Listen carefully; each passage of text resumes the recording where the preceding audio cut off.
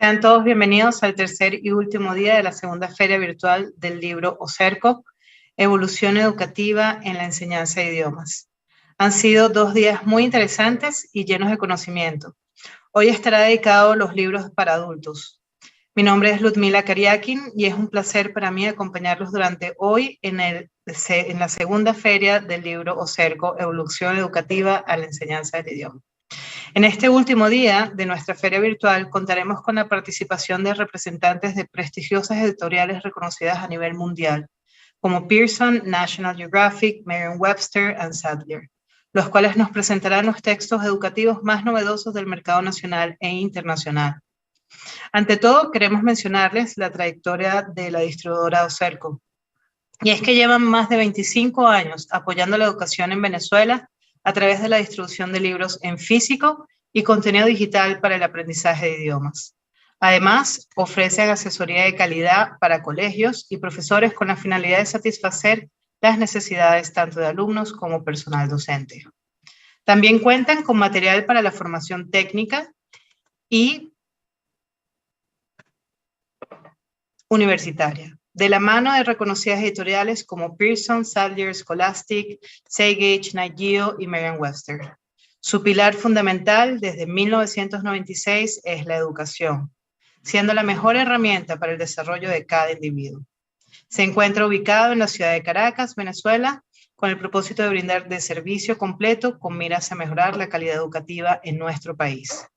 Igualmente, queremos invitarlos a participar en nuestro concurso siguiéndonos en nuestras redes sociales, @osercobooks. Solo deja acompañarnos vía Zoom y seguirnos en la cuenta de Instagram y ya estarás participando.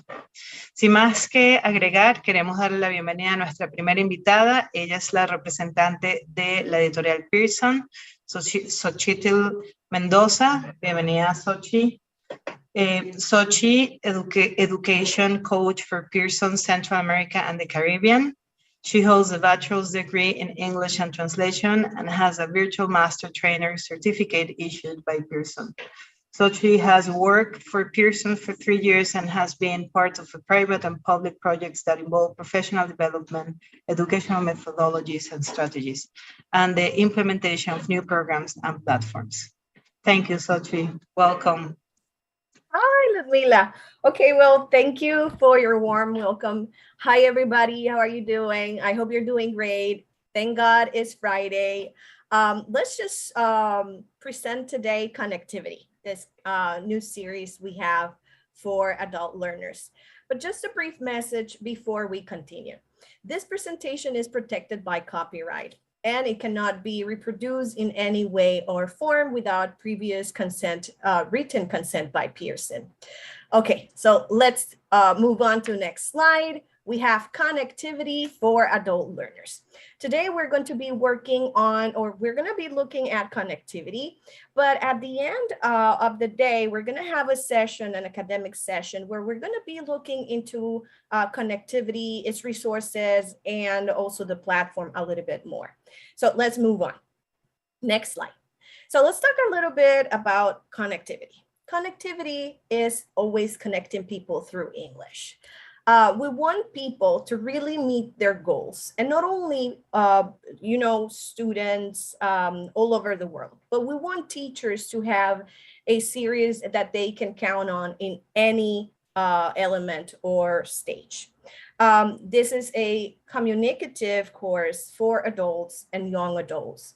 It has 6 levels, and it's going to cover from the Common European Framework A1 to C1, and in the Global Scale of English N18 to 82. It is on American English, and it gives support to 60 to 90 hours per level, but we can always extend a little bit more of instruction, adding the resources, online activities, assignments, videos, and a plethora of resources we provide for both teachers and students. And is by John Saslow and Alan Asher, that are well-renowned authors from a previous series, Top Notch and Summit. So if you're a teacher that has worked with this other series, we took the best from this series And we put it in this new series, working on, of course, new strategies with the best of that series. Next, please. Now, I wanted to speak a little bit about the global scale of English, because you have been here for 3 days, and we always pair up the Common European Framework with the global scale of English. And I wanted to just make sure that everybody understood what the global scale of English is. The global scale of English is a true granular global standard that's based on the Common European Framework. And we always mention the Common European Framework paired up with the global scale of English because it is born from it. And we have, through studies and research, we have created and extended more learning objectives to help out our teachers. And we have created or extended the learning objectives to reach these students that are not only adult learners. We have young learners from 6 to 12 years old that need specific learning objectives.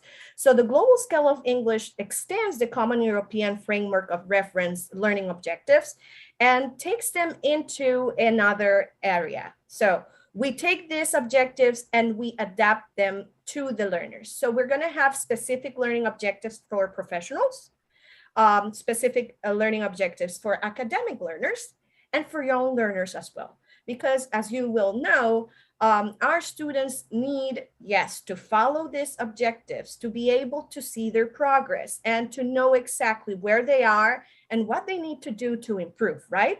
So we have created a suite of or an entire ecosystem based on these learning objectives that are going to be very helpful for the whole educational community. We're going to have a scale that goes from 10 to 90. That's going to tell the teachers exactly what learning objectives they should be working on and where they have to take their students. We also have all the courseware based on these learning objectives. And of course, we provide assessments, not only verifying the level or placing the student at a level, but also certifying these English proficiency level. So based on the global scale of English, we provide a whole solution and ecosystem for everybody to be placed on the right level to move forward to the place they want to go. Okay, now with that said, let's continue talking about connectivity. Next slide. So connectivity is a series for 18 years old students to adult learners. It's going to cover private and also public institutions and learning centers as well. We are going to provide these resources to teachers that have experience or that are just starting their careers, and native and non-native teachers, speakers. Why we mention this? Because it's important to know that at any level, we provide the right help for teachers that are just starting their careers or teachers that have experience. And so they can maximize and very efficiently use their time in the classroom.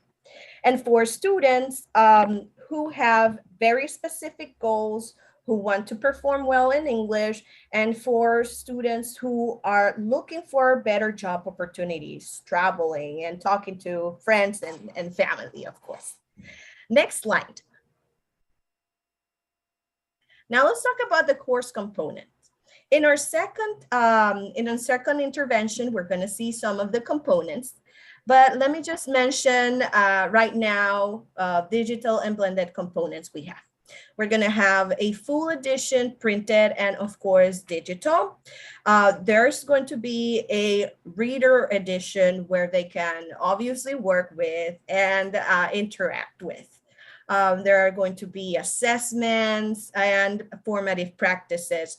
So the student will have a proper resource to practice on their own time without having any assignment. And the teacher will also have formative assignments, and summative assessments. So this is going to be very helpful in case he or she wants to create a remedial plan to cater to the student's needs. Okay. Next, thank you.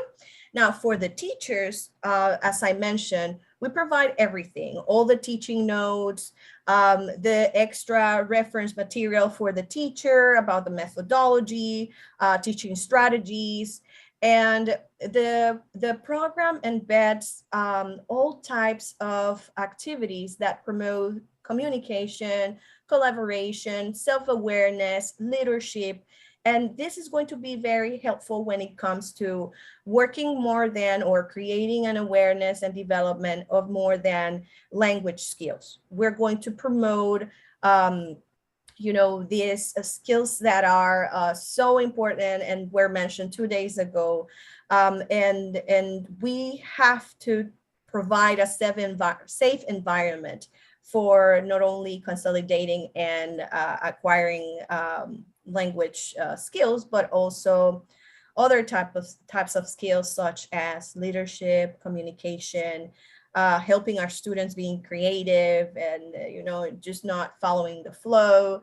And well, the teacher will have a presentation tool that can help him out with the lesson flow, will help him or her pinpoint a space or time for him to present, to then, gradually release his responsibility towards the student, for him then to produce the language, be able to think critically, solve an issue that is presented in the topic of the session or the unit, and then of course listen to other ideas and respect these ideas. And well, later on I'll just introduce that to you, but we're going to do it in our second session. Now let's take a look at next, please. Now let's take a look at what makes connectivity great, awesome, amazing for our teachers. Of course, it's based on this previous series that was one of our bestsellers, Top Notch and Summit, and takes it to our new reality. Later on, we're going to speak about 21st century planning for the 21st century, and that involves many things. But right now, let's talk about connectivity, and later on, we will see how this connectivity and Disney Stars and Friends that we saw on Wednesday might help out with this new needs we all have as teachers. The series is going to allow the students to see their achievements and their progress. As I mentioned, the Global Scale of English is going to provide at any level the learning objective that they are developing, and it's going to create awareness of this achievement. Let's move to the next slide. Let's talk about these areas, each one of the areas that I pinpointed there. So as I mentioned, we're going to create self-awareness and and awareness of achievement. You're going to find that every lesson, every 2-page lesson that's going to cover 60 to 45 minutes has a very well-stated communicative goal. Now, each lesson is going to end with a very carefully planned and constructed communication activator. Once they finish with this communication activator, the students will be able to check if they have reached the unit goal. So at any stage, they will be able to, of course, listen to what the teacher is going to say, and then be aware of they're going to be aware of their objective per unit or lesson. And at the end, they will be able to produce and finally reflect on this goal achievement. Next, please. Now it's going to prepare students to use English in real world. And we always talked about these specific points because we, most of the time, prepare these adult learners for international high-stakes tests, for maybe, enrolling to universities, traveling to other countries. And we really want to make sure they're exposed at as many accents as they can, so they can feel more comfortable when they take these tests and they face them international settings. They're going to find different accented speakers, and this is going to make them more comfortable when it comes to high stakes test taking. And of course, as we work on communication goals, we're always going to be able to also have the model and produce the language, and if they want to copy or not, the accents. And if they have accents or not, they won't feel uncomfortable with it. And they will understand that it goes beyond accents. It's just intelligibility. Yeah. So next. Now, this last part is about the digital component. I am not going to go very deep into it because in our next session, we're going to see what it takes to plan in the 21st century classroom. And connectivity helps out teachers and students to feel very comfortable with the content, the resources, and of course, it provides the opportunity to have access to ongoing practice, evaluations or assessments that are linked to the topics they are working, and of course, their learning objectives that are so important. We provide the resources to use offline and online, so the student can take his or her cell phone and practice anywhere they are. Once they log in, download the content, they will be able to have instant access to the practices, audios, videos, and a plethora of content that we have there. The teacher can also download the presentation tool. So if they have limited access to a connection, they will be able to have the book and present the presentation tool with the book, audios, videos, and everything that goes along with it, including extra printable resources and, of course, activities that are complementary for the classroom.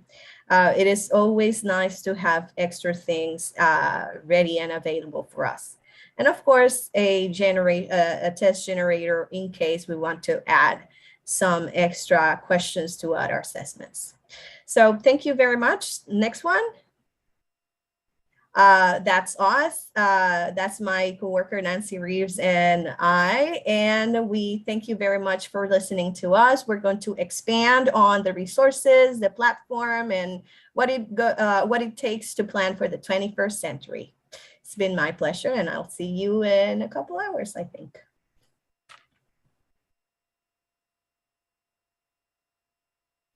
Thank you. Thank you, Sochi. Do we have chance for like couple questions?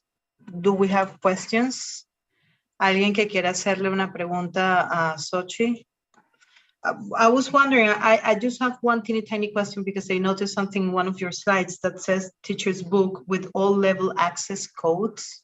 What does it mean that access code is like, why do you need like codes to access some information? We provide service to all institutions. So what we do is that we have several ways to work. If the institution wants to create their own accounts, they will have access codes for the teachers that provide access to all the levels in a series. I might be a teacher that works with the first level, but I will be able to work also with the last level. So you don't need to buy all of the teacher's guides to have access to all of the teacher resources. So that's why it says access code. If you see it for the student, then the student can go online and create his or her own account, and using this access code will be able to access all the resources. And this is available because Some institutions want to take control of everything and don't want to give out information to Pearson. Pearson provides the service, creating accounts, linking these accounts to the teacher's accounts. And of course, we provide training to all institutions and teachers to implement, to talk about the method, to know about the methodology, and also teaching strategies. But there are some institutions that like to do everything on their own. So that's why they have the access codes, just for them to create their accounts, then link these accounts to an administrator, and then the coordinator or administrator can see everything that is happening in the classrooms. Okay. Well, thank you very much. Thank you for your answer. Muy interesante, muchísimas gracias. Thank you, Sophie. Toda esta información que has comentado con nosotros en la tarde de hoy y lo que nos viene va a ser increíble también.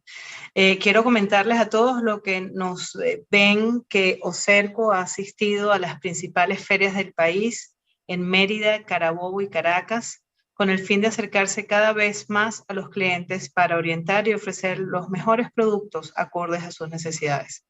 El año pasado se realizó la primera feria virtual del libro, Trascendiendo el Papel, con invitados de lujo, y este año estamos muy agradecidos con todos ustedes por hacer posible esta segunda edición.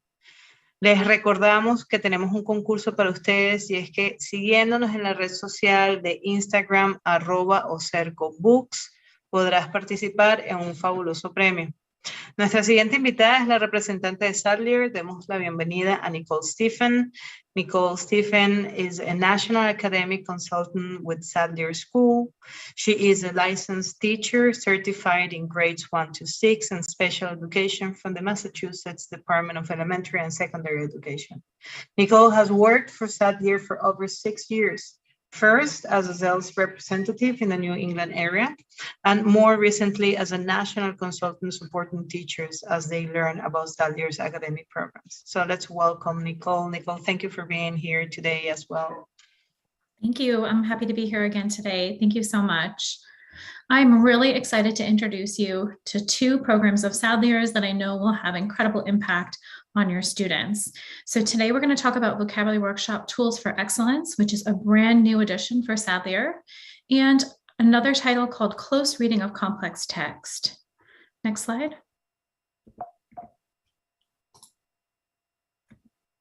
So our Vocabulary Workshop Tools for Excellence is more than just a word list. It does provide teachers with systematic and direct instruction for students.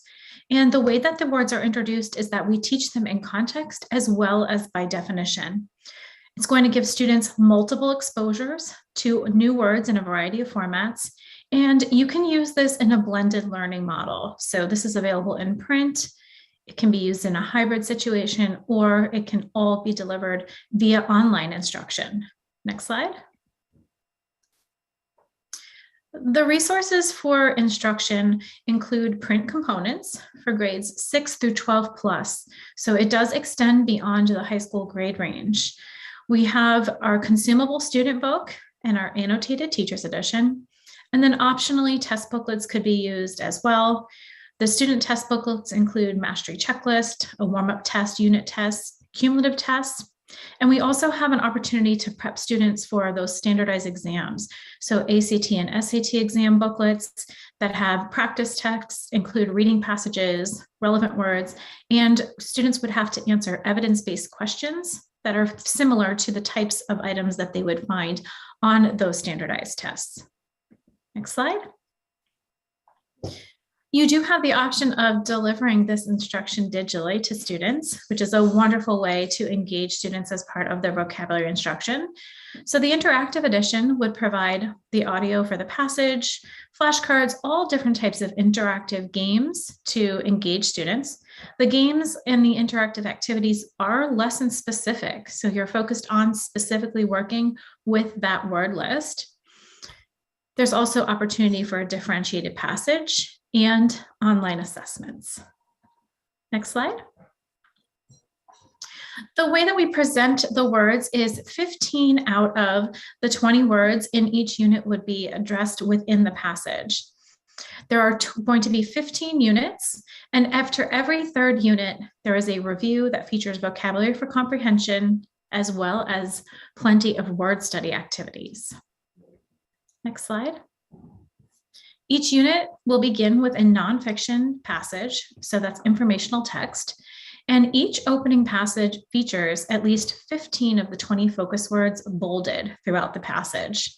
So this is an opportunity for students to understand the new word meaning using context clues. Teachers can model how to use context clues here with the opening passage. And research tells us that students need multiple exposures to words for vocabulary acquisition. So it's important to also teach the words explicitly as well as word learning strategies. Next slide. After our opening passage, students will be more formally introduced to their new unit words. So in this section, during the definitions component, we are going to give students a grade level appropriate definition or explanation. The dictionary pronunciation will be part of this instruction. You'll also have the part of speech and a sample sentence to clarify meaning. We'll also introduce students to synonyms and antonyms if there are any for those words. Next slide.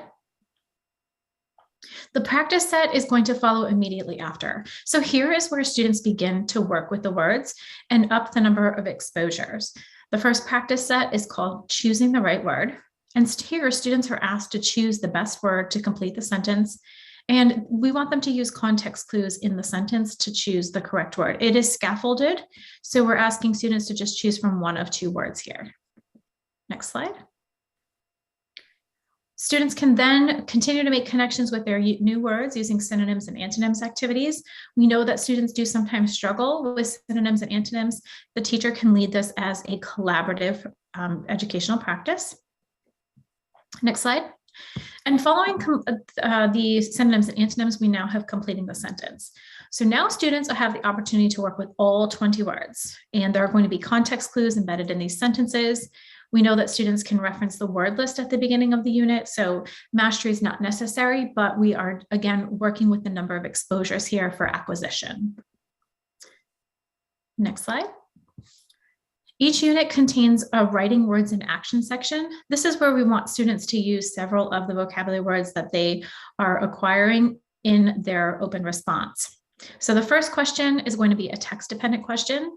There's going to be a second question here in this particular version of Vocabulary Workshop, and this is going to be an SAT, ACT type question. Next slide. We always include classic literature in the vocabulary and context literary text component. So this is a great way for students to have exposure to grade level appropriate classic novels. They'll read the passages, answer the question. And there is a fun QR code that students can scan with their phones to take that quick interactive quiz to see how they're progressing with mastery of those vocabulary words. Next slide, please. After every third unit, Vocabulary Workshop Tools for Excellence will feature a review. So this has 2 comprehension activities. And again, these mirror the types of questions students are seeing on state and national tests. These passages contain words that are included in the previously taught units. So this review unit is for units 1 through 3. There'll be a selection of words from those units embedded here. Next slide. As part of each review, we will work on word study. So here students work on connotation and denotation. Next slide. Students also have the opportunity to practice with classical roots, and then we alternate between adages, idioms, or proverbs. So very important concepts to teach students explicitly. These can be taught in the form of a mini lesson. And again, students have the opportunity to work with this word study to really help them determine how to use these strategies to determine the meaning of unfamiliar words. Next slide. Inside of the Teacher's Edition, which is full of resources to help support your instruction, we do provide some literature connections. So if teachers want to extend the learning, there are some novels that we have aligned with the specific units. Next slide. And if you need some background information as the instructor on the passage, we do provide you with an explanation of each opening passage, as well as the lexile level for the passage. So that's an important thing for teachers to keep in mind as they are choosing their specific text for students. Next slide. We also offer our critical thinking questions for each passage. This is a great way to lead that conversation about the passage for students. It can be collaborative in class, or you could assign something like this for homework. Next slide. Oops, sorry, keep going. Next slide, please. And one more. There we go. And finally, just as a recap, one really important component of Vocabulary Workshop, which is very widely used across the United States, is the interactive edition of the vocabulary program. So again, it's done completely online. Teachers assign all resources for students to work through. They can do it collaboratively. They can do it in class. They can do it for homework. And students will receive auto-scored information. So they do the student practice exercise, they receive an immediate score, the teacher receives a report. So a really engaging way to help students with their vocabulary acquisition. Next slide. All right, so I also want to introduce you to close reading of complex text. Next slide. So here's a quote that you may or may not have seen before. It says, "Read like a detective, write like a reporter." And so what does it mean to read like a detective? It means to read for deep understanding of the text. And we know that that's what good readers do. And with a good close reading approach, students have developed those habits to read those complex texts, and we want them to be able to deepen their understanding about what they've read. Next slide. So why is close reading, what is close reading and why is it so important? So close reading is a strategy that centers around reading a text more than once to understand its deeper meaning. So I want to walk you through how we introduce students to the close reading strategy and the routine in class. But first, I want to talk a little bit about the key features of this particular program. So next slide, please. So there's 8 key features of close reading. The first is based on short text. So students should do a close reading with a short text. This is not designed to be done with a novel. Also, the text needs to be very complex. It's measured in several ways, so quantitative, qualitative, and reader and task. So we want to make sure that it's difficult enough for students, it's not part of that frustration point, but we also want to make sure that it's compelling, right? We want to make sure that students are interested and it's something that they want to learn about. So it's more than just about the lexile level of the book. All right, the next bullet point says limited front loading. And what that means is teachers should not set the students up to understand what they're going to be reading about. So we don't tell students a lot of background information about the text. We let them discover that with some of the routine. Okay, the next bullet point says multiple reads. We want students to know that they're going to read this short text, this short, difficult text multiple times. All right, my next bullet point says annotating the text. So we want students to learn how to annotate text so that they're always mindful of the focus question and their reading purpose. We also want them to ask text-dependent questions. So what are the right questions for them to understand the text deeper? We also want students to have collaborative conversations so that they can share their ideas with their peers. And then during close assessment, there's multiple times to assess students' understanding of what they read. So a quick comprehension check as part of the assessment. So that walks you through all the key features of our close reading program, but let's do the next slide, please. So as part of the close reading program that we have put together, we collaborated with the following authors, Diane Lapp, Barbara Moss, Maria Grant, and Kelly Johnson, to really put together a collection of short, complex text that students can use as part of this routine. So I'm really excited to introduce you to those. Next slide, please. So here's the organization of the program.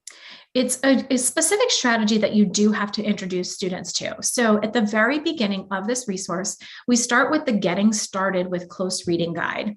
And so this is what I want to walk you through because it would be key here to make sure that students understand how to approach these texts in a way that makes sense for the annotation and for the comprehension questions, the collaboration. So this helps students approach the text in the close reading model. So our unit structure is we always have a focus question, and this is going to unify 4 text. There's going to be a visual text and 3 complex text. And then, as I mentioned, we have that focus question. There's an opportunity for students to analyze and synthesize across text, and then self-assess and reflect. So this is the organization of each unit, but we start with our Getting Started guide, and we make sure students know how to approach close reading. Next slide.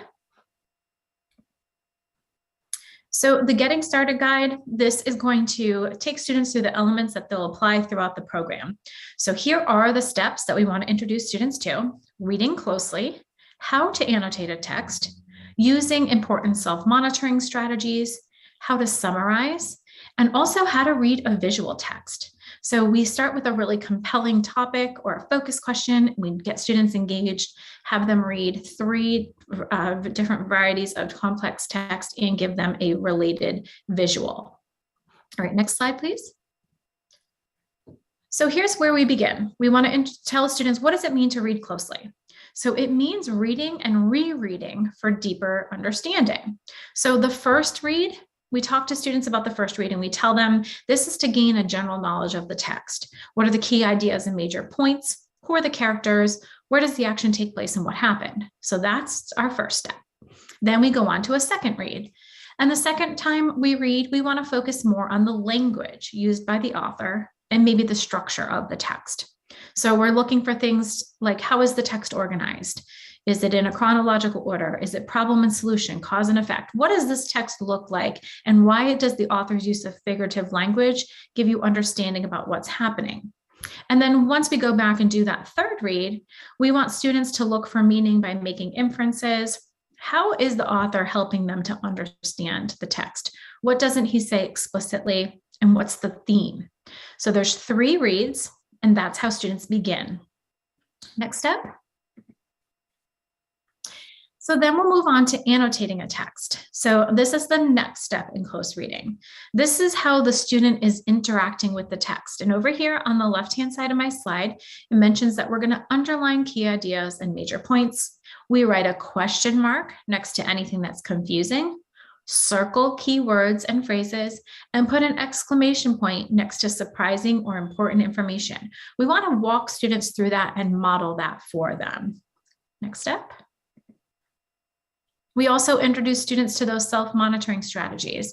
So this is similar to doing that self-check, that self-assessment. So are students visualizing? Are they asking themselves questions? How are they drawing conclusions? Are they rereading to clarify? Go back and reread more slowly.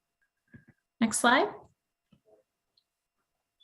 And finally, we want students to practice summarizing. So they'll cite important facts from the text, identify evidence, and we have them organize it in a graphic organizer. So we walk students through the 3 reads. We walk them through the annotation. We walk them through the self-monitoring, and finally, the final step, summarizing. Next slide.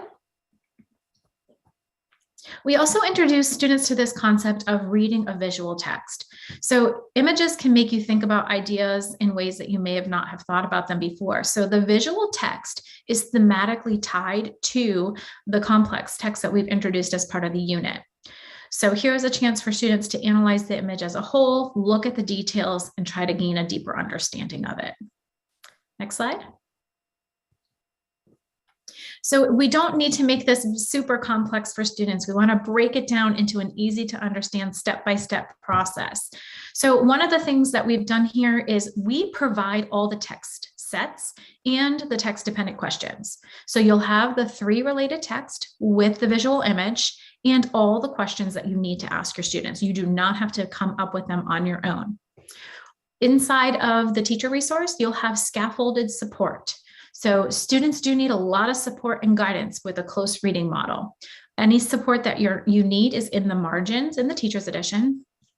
And then don't forget about what I just introduced you to, the Getting Started guide with close reading.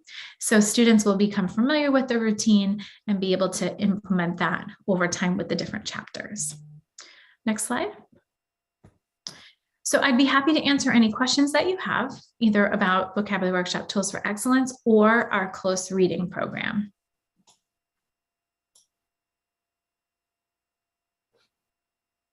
Hi, thank you, Nicole. That was wonderful. Yes.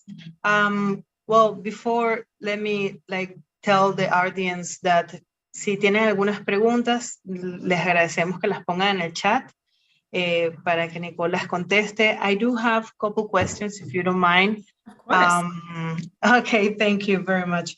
So I was wondering first, from the vocabulary workshop, you were mentioning that the books can help you to prepare students for the ACTs and the SATs. And you know that nowadays there's it's famous to take the Duolingo test. And I was wondering, I mean, what about those tests like TOEFL and Duolingo? Do you think that these books work to prepare students for this type of exams? So I would have to do some research to see if the passages and the types of questions that we ask align with the similar type of question that are asked on that test. So in order for it to prepare students effectively, we would mirror the passage as well as the questions. They wouldn't be the same, but they would resemble what students would experience and encounter there. So I'm not familiar with the types of passages and questions that are on those assessments, but if they are similar to the ACT and SAT, which are very much text-dependent questions, they rely a lot on analogies, a lot on vocabulary knowledge. If that is the type and style of question that those assessments are asking of students, then yes, this would help prepare them for that. Wow, yeah, they're like more or less alike, yeah. So then I was wondering, you were talking about the annotation moment on the reading, the other group of books that you have, that you can have some annotation text when you're doing the reading comprehension and the whole breaking down the reading. So you can actually write on the books about underline, making the question marks. You write on the book all those? You do. So you would model it as the teacher, and you would show students how to underline key ideas and details, put a question next to things that they don't understand. You would do a think aloud and show students how you're doing it. And then they have a student workbook. So they would go through the passage and make their own annotations.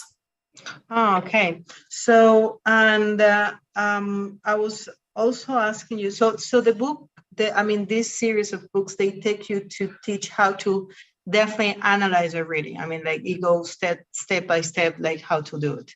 So there is some people asking me questions over here, and some of them would like you to, if you could talk about the platform from Sadler, the Sadler Connection. Sure, I'd be happy to. So Sadler Connect offers an interactive edition for both of the programs that I just presented to you. So the way that works is students and teachers all receive logins, unique usernames and passwords. And when you access the platform, you'll go to a library.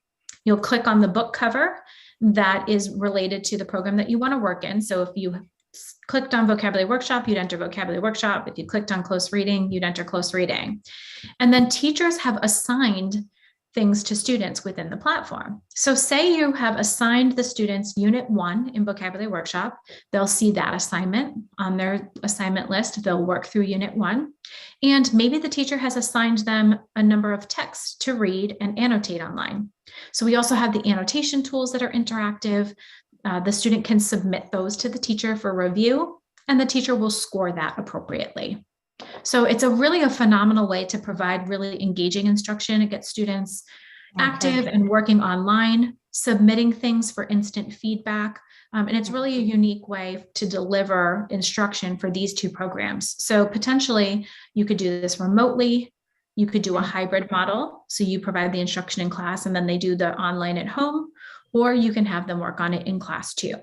So 3 different options, all using the same resource. Okay, and do they include the ebooks? I mean, through the platform, can you get to the ebook? So that's something different. It's apart on. That is all included on the Sadler Connect platform. So it is a one location for all of our programs. And it includes things like ebooks, assessments, interactive practice, games, study aids, And for many of the programs that I've talked about in the past few days, we do have all of those resources available for multiple grade levels. Well, thank you very much. Thank you very much, Nicole. So if we don't have any other questions, muchísimas gracias a Nicole. Vamos a tomar un breve break de 2 minutos y ya volvemos.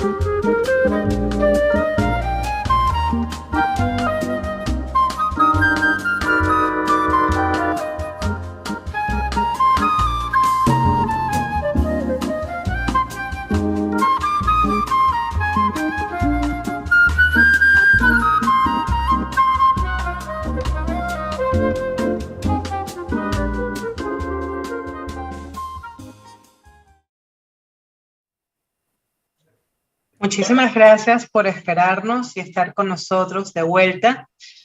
Recuerden que si tienen alguna pregunta después de cada ponente, lo pueden dejar en el chat y nosotros contestaremos, el ponente, el panelista contestará sus preguntas cada vez que termine. Tuvimos anteriormente a Nicole Stephen, fue súper interesante. Ahorita vamos a seguir y les cuento que Oserco actualmente tiene libros para el aprendizaje de idiomas con precios de regalo.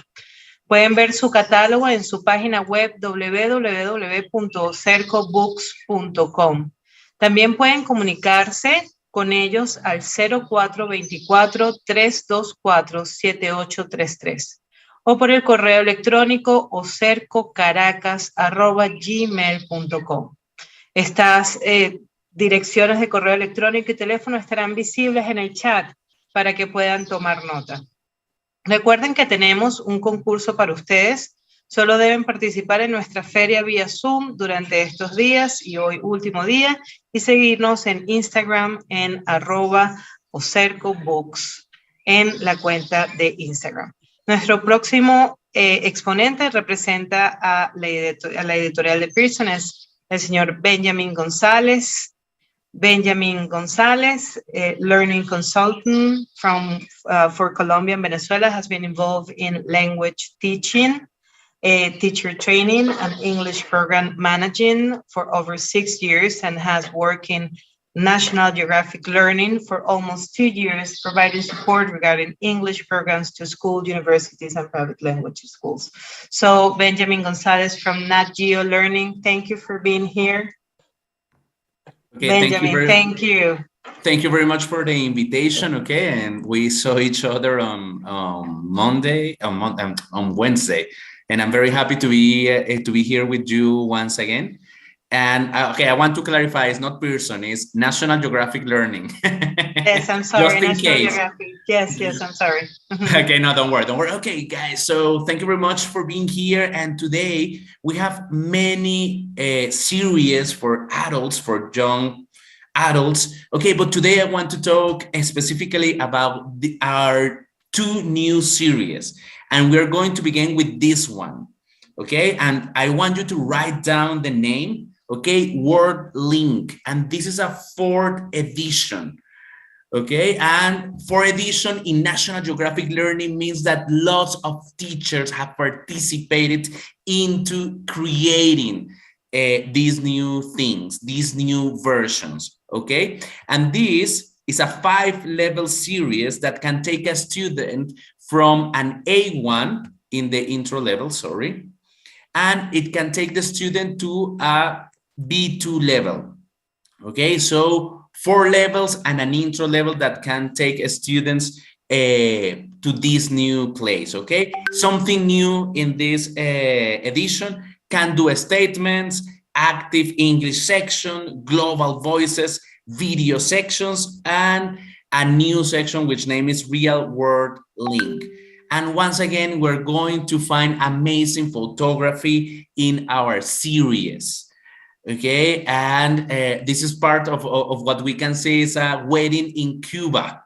Okay, so we're not only going to see American places, places in the United Kingdom, but we are actually going to see like different places. They can do statements that I mentioned. Okay, each section is divided into 2 different. Okay, and something happened. I don't know with my presentation. I don't know. Okay, just technical problems. I don't know what happened. Okay, and I want you guys to see this video because I want to let you know what this series is about.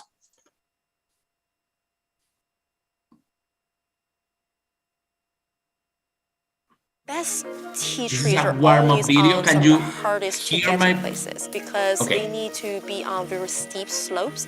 We usually motorcycle a little bit. Sometimes we tread water. Sometimes we climb. In this region, it's not uncommon for tea trees to grow for several hundred years. You are a cyborg anytime you use a tool for the purpose of adapting to a new environment. Just as a hammer is an extension of your fist, and a knife is an extension of your teeth, a computer could be considered an extension of your mind. It's a wonderful experience for anyone who really lives in a city dominated by cars, just being to enjoy places where never you imagine to be walking because the cars really take all of our streets. When you take a look at any city from the air, the biggest public space are the streets. So the Ciclovia Open Street is showing people that the streets can have different uses according to the time of the day of the week of the year. Okay, and this is what I wanted to show you with these videos, that if you select this series, okay, you're going to have access to these different type of videos where you are going to see, you're going to hear accents from all around the world. I don't know if you were here on Wednesday and that you listened, that 80% of the English speakers are non-native. Okay, so it means that accent is not that important anymore. Okay, there are other important things, and this is something that you are going to see here, okay, in this series. It has an emphasis in pronunciation, because still, even though I'm telling you that an accent is not important, pronunciation is.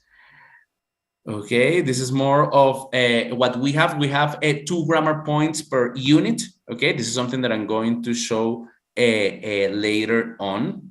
Okay, we have the active English section where students are going to be encouraged, okay, to practice what they have learned and to produce. Okay, we have readings, we have non-fiction readings, okay, in these books.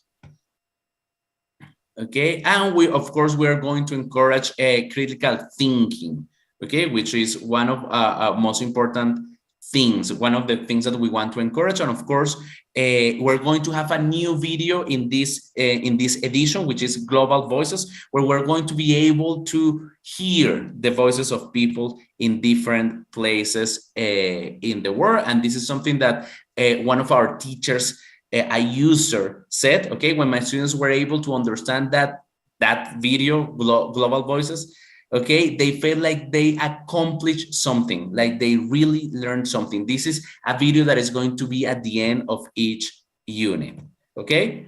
I'm not going to show you the video right now, so this is going to be part of what you're going to have in the future, okay? And we have this new section, which is the real world link set up, the real world link section, where there is a project, okay, that you are going to be able to conduct. Okay, we have everything for the class. We have something, digital resources for the preparation of the class. We have an online placement test, okay, to place the students. You're going to be able to teach a live lesson with a classroom presentation tool. Homework can be assigned in the platform, and assessment can be conducted in our exam view suite that is included when you select this series. Okay, classes that were using My World Link Online had an easier time transitioning to online learning and saw less of a drop in enrollment as compared to those classes that did not have it in place. This is the effect of our digital resources that we have right now. And we have, okay, options, sorry. We have, okay, it's not helping me. We have printed solutions. The printed solutions comes with the online platform and the ebook. You can choose, okay, the online platform and the printed workbook, or maybe you can have everything in digital. Okay, so this is one of our new series, Word Link, but okay, and this is another thing that I wanted to talk about. This is the newest series that we have for young adults, and its name is Voices, okay? And this is a 7 level series, okay? So it can take a student from an A1 level to a C1, okay? And I want you to read this, okay? You're just about to sit down on a crowded bus when another passenger pushes in front of you and sits down herself. It is very clear that you were going to sit down. Even so, she doesn't say anything or look at you, okay? And I want you to use your chats right now, okay? So you can answer, okay? What would you do, okay? If it were your case, what would you do? What are you thinking right now? What would you say to this lady, okay? So if you can type on the chat right now, I encourage you to type, okay, whatever. Excuse me, says Ludmila, but I know maybe with a tone. Maybe I cannot do it as she would. Okay, yeah, and maybe I would argue with that person. Maybe I would stay quiet, and maybe I would complain when I get home. Okay, this is what we want to do with this series. We want to give real situations to students, and we want to give students the voice so they can answer this type of situations. This is what we want to do with this new series that we have. Okay, and we want, in this case, we want to exercise your empathy. This is one of the situations that I mentioned, but there are many situations in the book, okay? In this case, we're going to exercise the empathy, maybe by saying something not that nice, but in a nice way, okay? And this is what we want to build. We want to give students tools so they can communicate and they can answer these real situations, okay? We want to celebrate connections. We want to show people that are not able to travel, that are not able to go abroad, that there is a world, a very big world, and this is part of our mission, to bring the world to the classroom and the classroom to life, okay? This is a picture that was taken in the Netherlands. Okay, and maybe, okay, with this picture, you can begin a very nice class. What are they celebrating? Why do you think, okay, that they're having such a big party for somebody that is turning 58? Who is turning 58 in that picture? Okay, and there is another thing that we have here, okay, and we're going to have in each unit the participation of National Geographic explorers. Okay, there's going to be a short video that is going to be presented at the beginning of each unit where students are going to be able to meet a National Geographic explorer. We know, okay, that through these people, we can encourage people to become similar to this explorer, to these explorers, okay? I'm going to show you a video, okay, of one of these National Geographic explorers.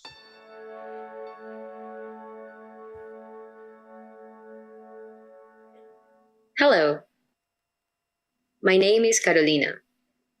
I am from Ecuador, but I now live and work in Australia. I'm a marine biologist.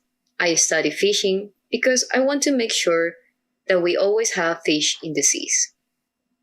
My first language is Spanish, and I also speak German and English. I really like surfing and diving, and I love shopping for food in farmers markets. My favorite food in Australia, that's fish and chips.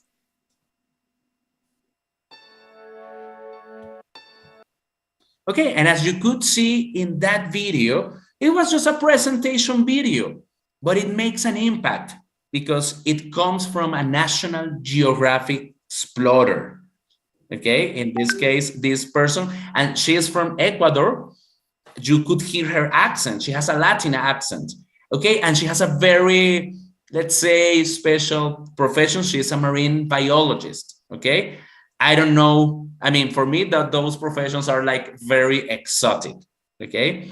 And in this book, okay, you're also going to find a very big emphasis in pronunciation. And once again, it's not about having an accent. It's about having good pronunciation, okay? And this is something that we are going to encourage here, okay? Because this is what we know that we have right now, Okay, we have this, okay, having language and communication as a unit topic is such a beautiful statement of what this book is about. So far, one of my favorite touches are the clear voice section, that pronunciation section that I mentioned, as they so clearly and consistently address the idea that we should learn and use English based on our context and not what someone else has decided is natural. And it, as I told you, okay, it has to do with this, okay? Only 20% of people around the world are native speakers. 80% of those people who actually speak English are non-native, okay? So an accent is not something that we should imitate anymore, okay? And always you're going to see nice pictures like this one. This is a selfie that is being taken in Croatia during a concert. Okay, it has another section. This video is kind of long, okay, but okay, this is something that that is going to be included here, okay. And for example, this is a video that teaches mediation skills, okay. I'm just going to play a part of it so you know what it is about.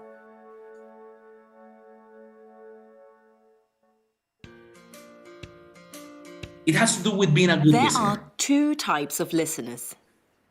Some people listen to understand. Some people listen to give answers. In Evan and Josh's conversation, Evan interrupts Josh to give Josh answers he thinks Josh wants. Evan doesn't really understand what Josh wants, but he thinks he knows the answers Josh needs. Okay. Many of us are like that. Okay, I'm gonna stop it here because I just wanted to show you, okay, that these are the type of tools, okay, that are going to be given here to students, okay, let's become active listeners. Let's find out if we're going to listen because we want to give answers or if we're going to listen just to understand what the other person is saying, okay? And this is what we want to say. I'm going to take you through one of the units, okay? So this is going to be a unit walkthrough. And as I mentioned before, we began the unit with a unit opener, a fantastic National Geographic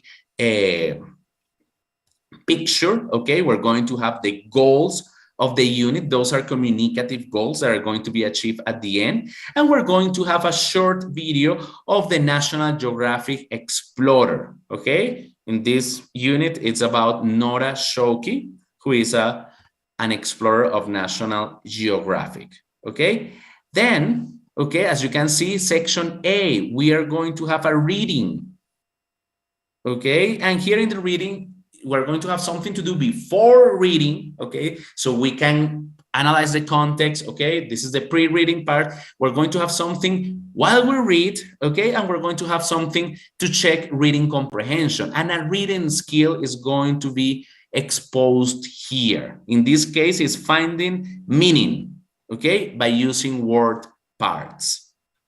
Of course, we are going to find that we always have a critical thinking as part of these 21st century skills, soft skills that we develop in our books, okay?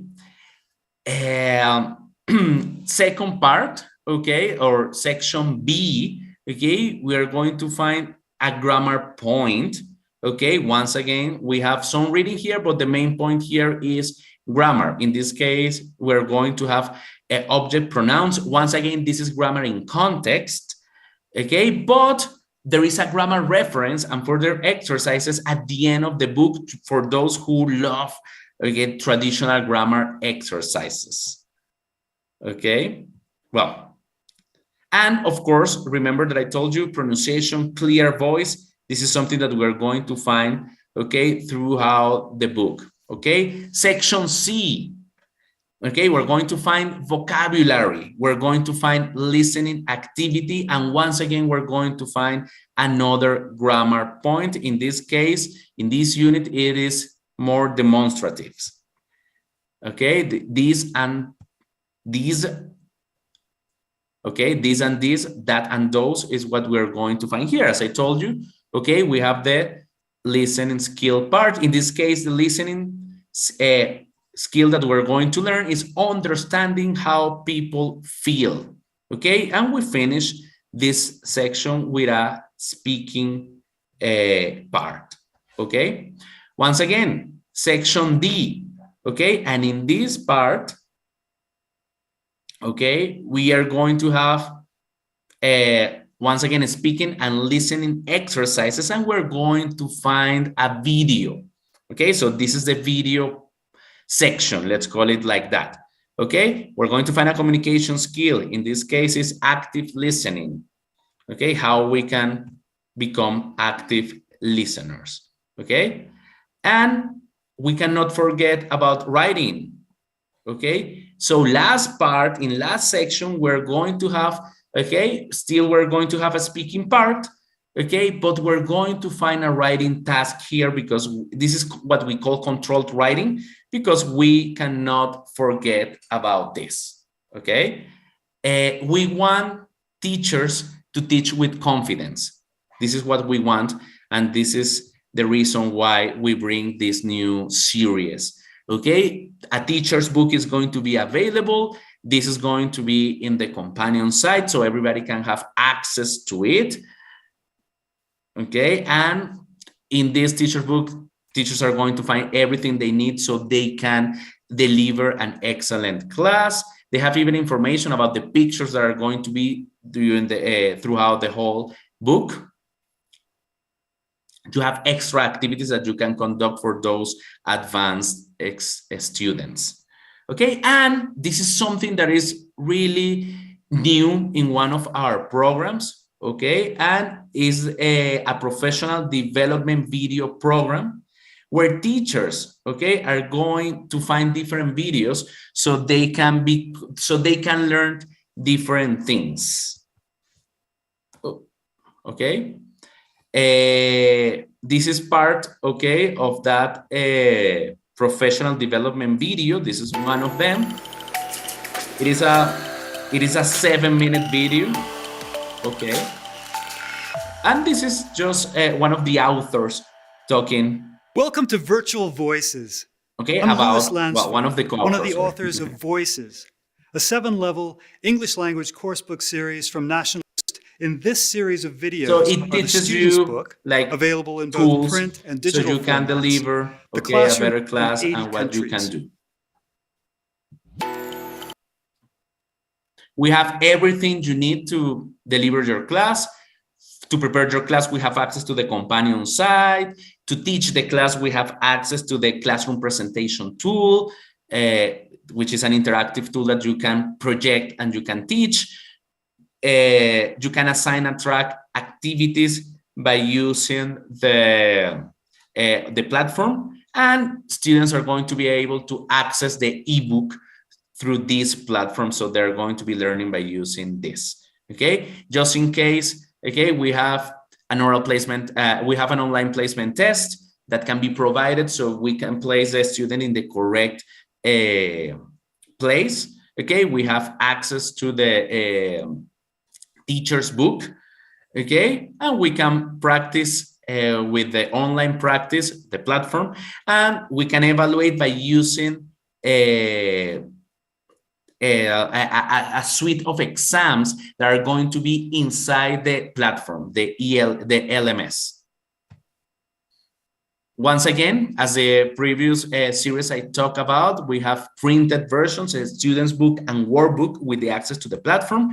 We have the blended version, which would be the online practice with the ebook and the workbook, and we have the online practice with the ebook for those who prefer only the digital things. Of course, we have all these things that I mentioned, the CPT, classroom presentation tool, to deliver a nice class, the online placement test that can be accessed from your cell phones. I mean, the students can access them from their cell phone. And we have the LMS, the learning management system, that can be used by the teacher. Okay, well, this is what I wanted to share with you. Okay, All the information about our series are in eltngl.com, and you can even access webinars and our blog in focus in this page. Okay, whatever doubts you have, don't hesitate to ask. Okay, and thank you very much for this opportunity of sharing these two news series with you. Thank you. Thank you, Benjamin. So why don't we ask a couple questions? Because I was wondering, you were mentioning all the platforms and everything. I was wondering, the ebooks, do they work in tablets? They do, actually. Okay. They have the students can download an app, and it can be downloaded if you have even if you have an iPad or an Android tablet, and they can be accessed from the cell phones as well, and from an iPhone or from an Android telephone with no problems. Students will use the app. In the case of teachers, they need to use it on a computer, or they can use it from a tablet, but they have to use the browser, a regular browser. Thank you for that question.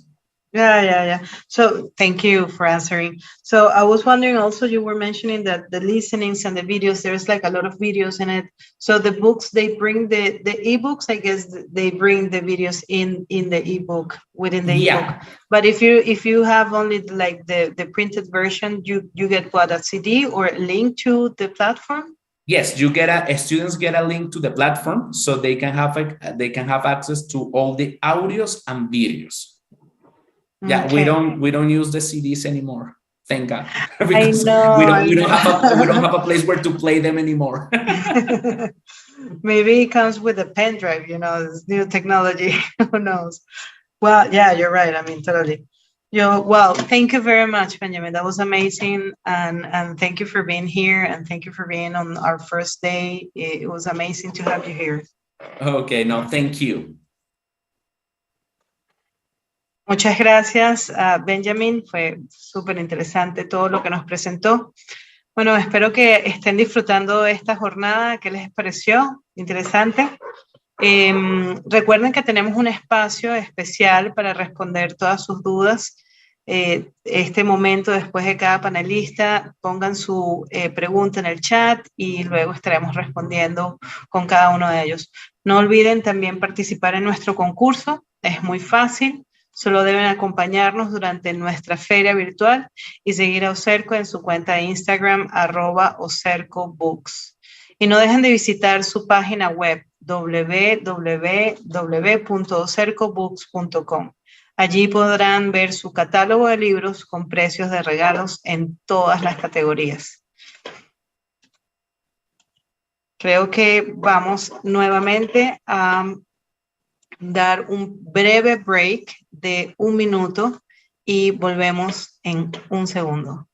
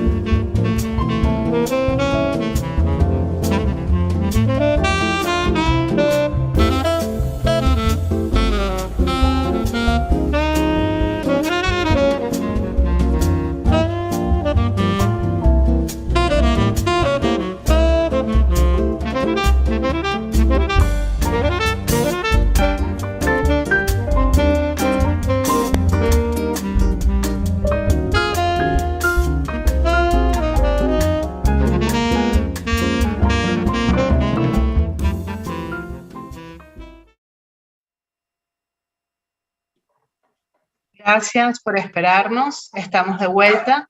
Ahora le damos la bienvenida a nuestro cuarto exponente, representante de la prestigiosa editorial Merriam-Webster, Peter Sokolowski. Peter Sokolowski joined Merriam-Webster in 1994 as the company's first French language editor and has since written definitions for many of the company's dictionaries. He also contributes blog articles, podcasts, and videos for the online dictionary. And his written has appeared in Slate, the New York Times, and the Washington Post. He is frequent to appear in many national radio and television, and was named among Time's 140 best Twitter feeds in 2013.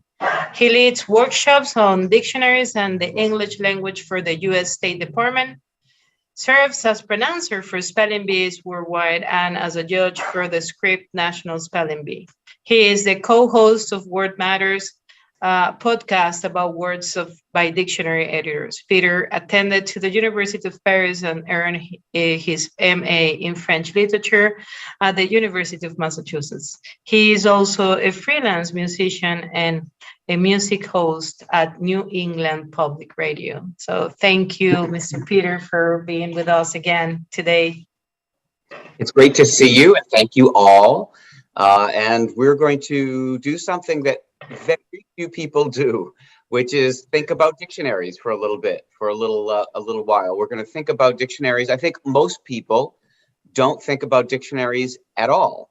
And for teachers and for learners, I think that there is a good reason to pay attention and to think about dictionaries, just like there's a good reason to pay attention to, for example, your clothes that fit you very well. Because you could use maybe an old dictionary or a dictionary that was written for a different purpose, and it would work much of the time. It might not work perfectly for you. It might be frustrating sometimes. And it's like wearing clothes that don't fit. And so what we're going to do is, for advanced students and adults now, talk about how dictionaries are designed, how they're made, and how they're different. And I think the big message for all of us is that dictionaries are different, that there are different dictionaries for different purposes. And as teachers, you have to know that. And also you should be able to recognize very quickly what it's for and how it works. And we begin with bilingual dictionaries. I love bilingual dictionaries. I know that a lot of students use them to begin with. Maybe you encourage them to use monolingual dictionaries. I think for advanced students, that's a very good idea. If a student is reading definitions of English words in English, that's a very good policy, because that promotes fluency and literacy especially within that particular meta language about language. But there's a lot to be said for the translations of a bilingual dictionary. And as I said yesterday, this is also where the origins of dictionaries in English are. There were bilingual dictionaries in the Renaissance, in the 1400s and the 1500s, before there were ever monolingual dictionaries of English. And the very first monolingual dictionaries of English around Shakespeare's time, around 1600, were very small books that really were only lists of very hard words with origins of Greek and Latin and French for the most part. So they weren't anything like what we think of as the useful, utilitarian, sort of everyday dictionaries that we know. So if we go to the bilingual dictionary, we go to the origins of the dictionary in English. And in the case of our Spanish dictionary, a modern dictionary, a recent edition, a second edition, one of the best-selling paperback dictionaries in the United States, but also, very importantly, a dictionary that uses corpus data exclusively of the Western Hemisphere, of Latin American Spanish. And so we will see that in the examples, and we can go to the next slide. You'll see, I believe we show an example of what some of these entries look like. And so, for example, here we have medicatura, and a word that is labeled as a Venezuelan term. And then another one, sanitario, with labels for Mexico and Venezuela and Colombia, so that when words like these have multiple meanings or very specific meanings that are regional, and as you know, of course, you know that's very common in Spanish in Latin America and in Spain, we will label those words, both for European and for Latin American Spanish. It's important that you know that the English in these dictionaries, of course, is a Merriam-Webster English word list. It's very much an American English word list. And again, with recent corpus data and some of the best teams and definers working on it. But this is a small dictionary. It's a paperback dictionary. It's an affordable dictionary. It's a very useful one for travel. It's a good one for a lot of students. And this kind of information is actually richer than most books of its size. So we're very proud of this. Also notice that we give these example sentences like health center or the restroom, the little idiomatic phrases that help you use the words in conjunction with other words, collocations, and idioms are all included. And so that's why we're starting with this, a very basic dictionary, but in some ways, an important one for everyone to have at home and in your backpack. So we can go to the next slide. We're going to talk very briefly about this dictionary. It's a very small dictionary.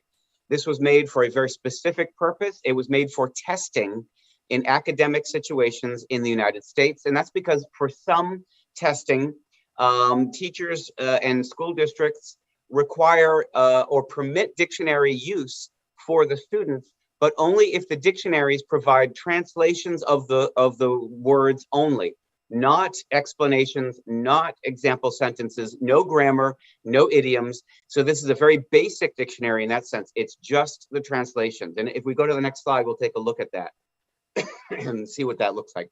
So as you can see, it's a very basic, short definitions, often just one word. In fact, this dictionary looks very much like the dictionaries of the 16th century in Europe. If you look at those old dictionaries, it didn't have typography quite like this, but they looked very, very much like this.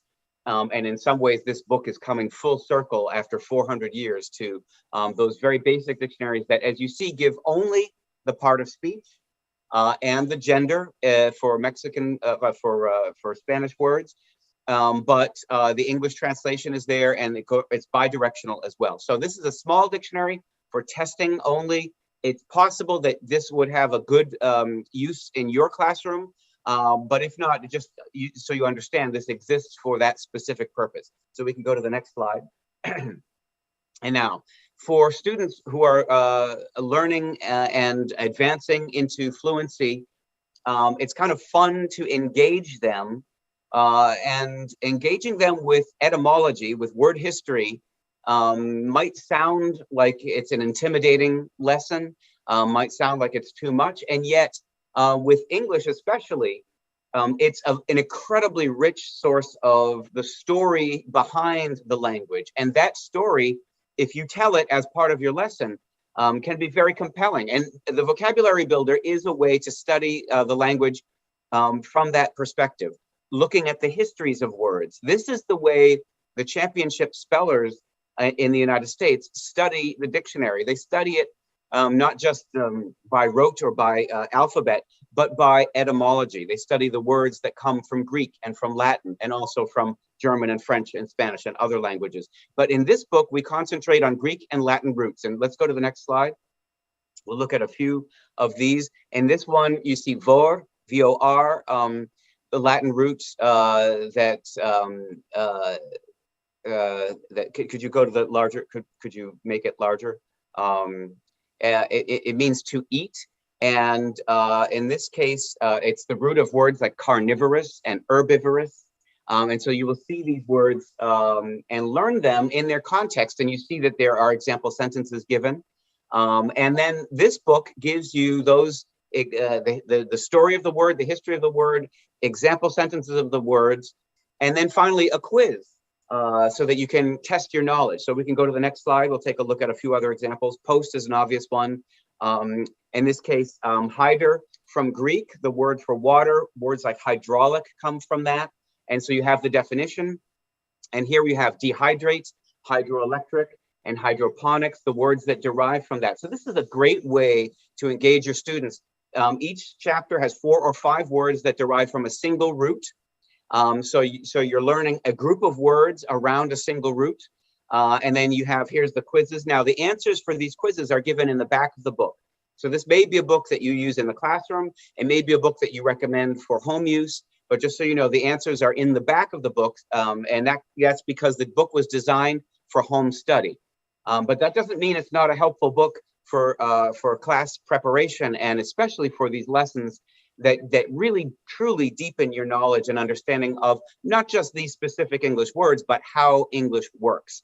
And that's why I love this dictionary. And by the way, this vocabulary builder is one of our best-selling books at Merriam-Webster. So we can go to the next slide. Oh, and now this one is a little bit of fun.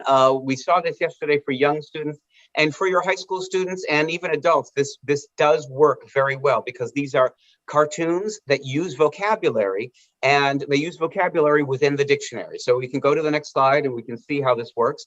Garfield is a very famous comic strip. You may be familiar with it. And Garfield the cat is very verbal. There's a lot of language in these comic strips. And so it makes them a natural a kind of a natural partner with the dictionary. Can we go to the next slide? So you can see that every page spread has entries that correspond to comics that are on that page, so that a word of vocabulary will be used in the comic strip that will be defined on that very page. And you see the words like crawl and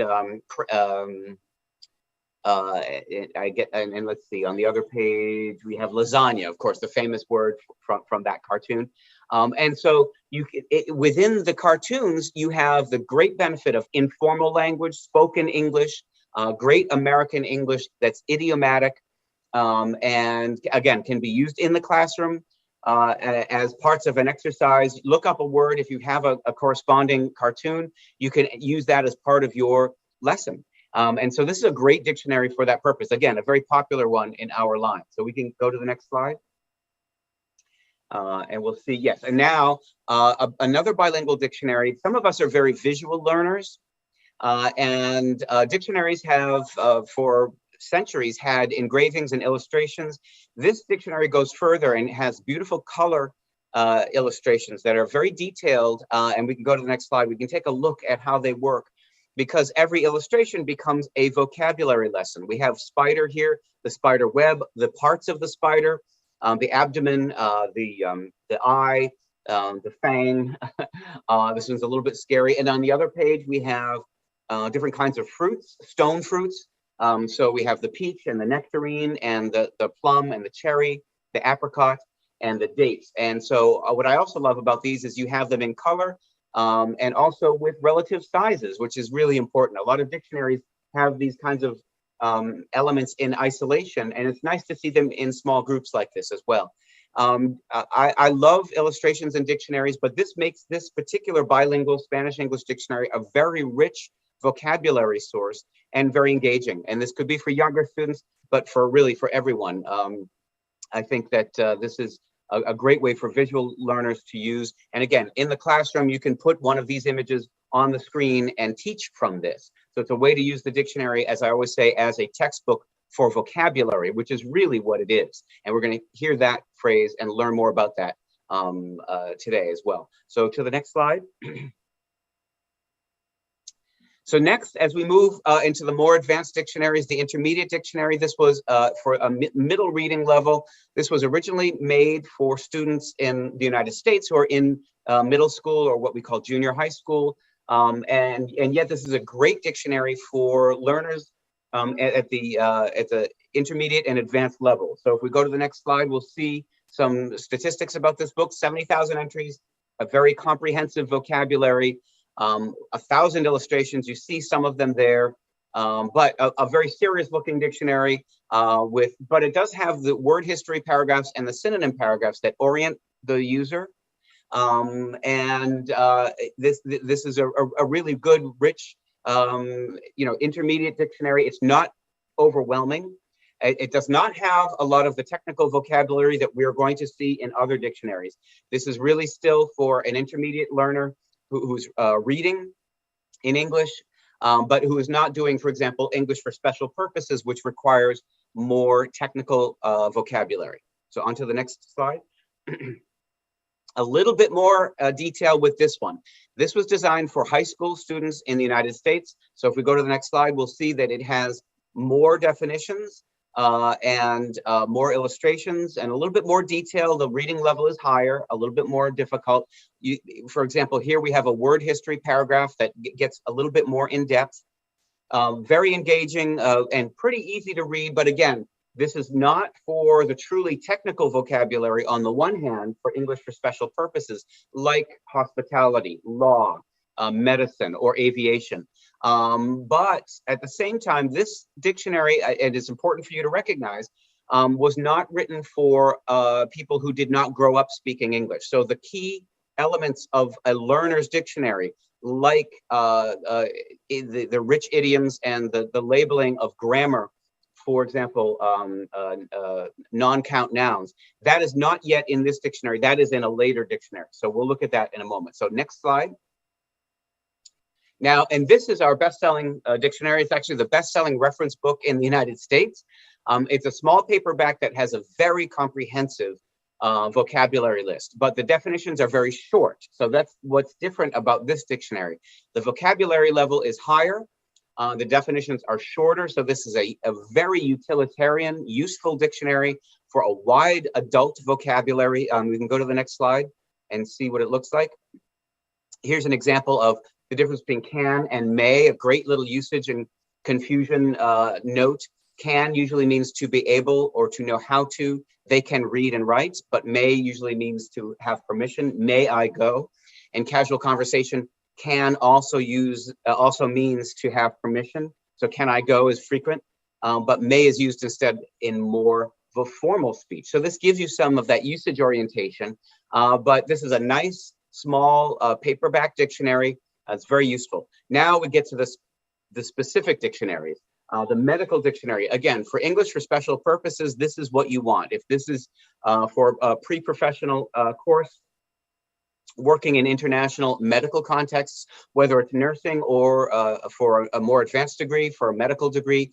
And as you know, much of the literature and the engineering, the mechanics, the tools are in English. And so also, of course, opportunities for study and professional opportunities may require English. And there may even be exchange study in the United States or in an English-speaking country like Canada. So this is a perfect monolingual medical dictionary. You can go and take a look at one of the pages. So this is a focused vocabulary. As you see, 39,000 entries. That's a lot of material. Can we go to the next slide? And we see, as we see technical vocabulary, medical vocabulary tends to be very technical, very much overwhelmingly based on Latin and Greek roots, as we see here, anti-nutrient, and a definition that is technical and medical. So again, the level of reading here is a little bit higher.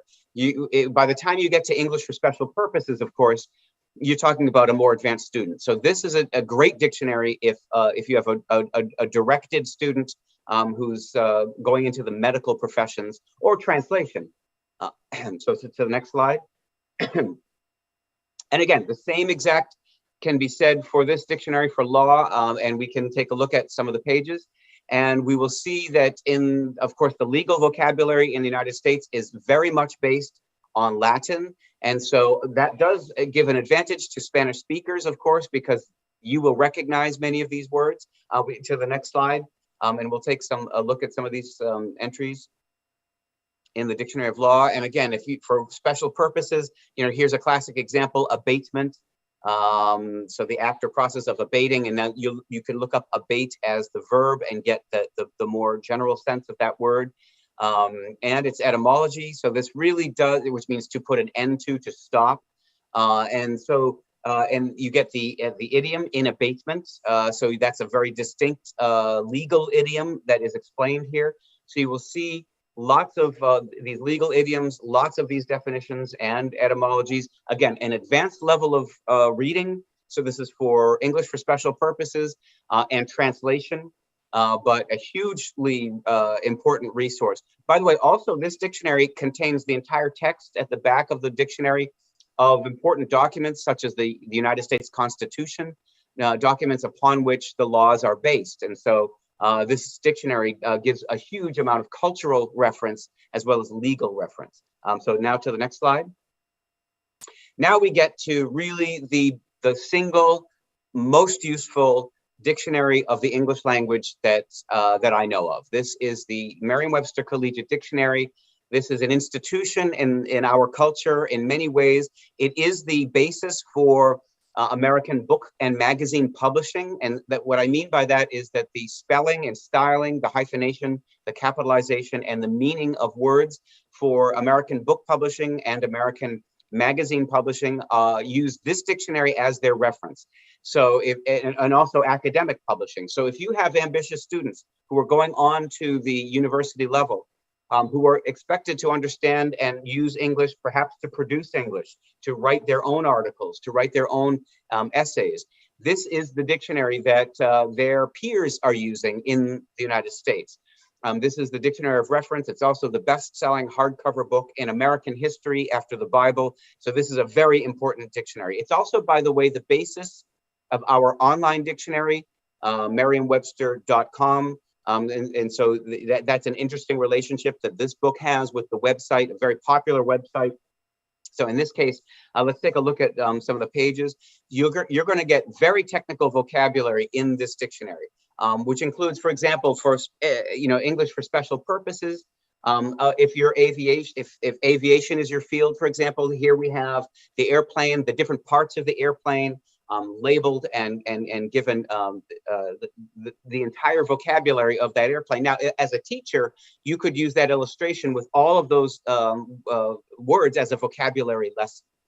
So the collegiate is, again, a very high reading level, very technical definitions, especially for scientific words.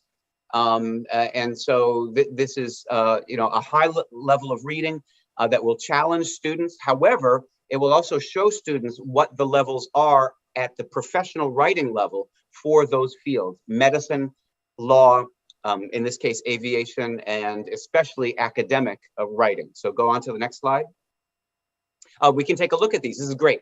So you can see jet engine, just to understand that collocation. Those are two words in English that occur together very frequently. But there are other terms that I personally don't use. A word like thrust reverser, or nose landing gear. I mean, they're very specific, and they show how English syntax works. They show how the terms modify other terms. Cabin air intake. It's interesting to see in English that nouns modify other nouns. That we technically call that an attributive noun. An air intake is an attributive noun, like a school bus, an office building, a coffee table, a wine glass. That's how we modify nouns very often in English. That's not the way it usually works in Romance languages. So this is a great way. Jet engine is a good example. It's not a jetish engine. It's not a jeted engine. It's a jet engine. And so understanding engine pod is a good example. However, there's another example here, horizontal stabilizer, that does show an adjective modifying a noun. So you can see how these different syntax patterns function and within just one vocabulary group. And it's a fun and useful lesson. So the collegiate is absolutely filled with information. About 175,000 words are defined in the collegiate. It's a very comprehensive vocabulary. And again, it's a professional level of writing. So on to the next level, next slide. Now we get to the dictionary that was written for non-native speakers, what people call non-native speakers. Now, I'm very much aware that the term non-native speaker is a term that is easy to argue with, and I'm happy to argue with that term. I don't think it's a perfect term. I think there are many people who grow up, for example, speaking a language to their parents and a different language in school, and those people are essentially bilingual. And essentially native speakers of two different languages. You can acquire near native fluency in many different ways at many different ages. And so I like to say that people don't grow up speaking a given language. I think that's a better way of presenting it. However, this dictionary was written, now it's a category that you're probably familiar with, the Learner's Dictionary. This was a category that was invented by British scholars of English. The first one was made by Oxford in the 1940s. Our dictionary of Advanced Learners Dictionary is the first such dictionary written and researched entirely in the United States using American English. So let's take a look at some of the pages. There are three big differences between this dictionary and the collegiate that we just saw. Number one, the definitions are written in plain English. They're much simpler in their language. They're written with an overall definition, vocabulary of about 3,000 words. That's a very reduced vocabulary. That permits a beginner or intermediate student to read every definition of 100,000 words in this dictionary. It's something we're very proud of. Sentences. In these pages, you see they are in blue or green. And so you can just, by looking at the page, you see there are more example sentences than there are definitions. That's the way we learn language. Language is a habit. You don't go around memorizing dictionary definitions.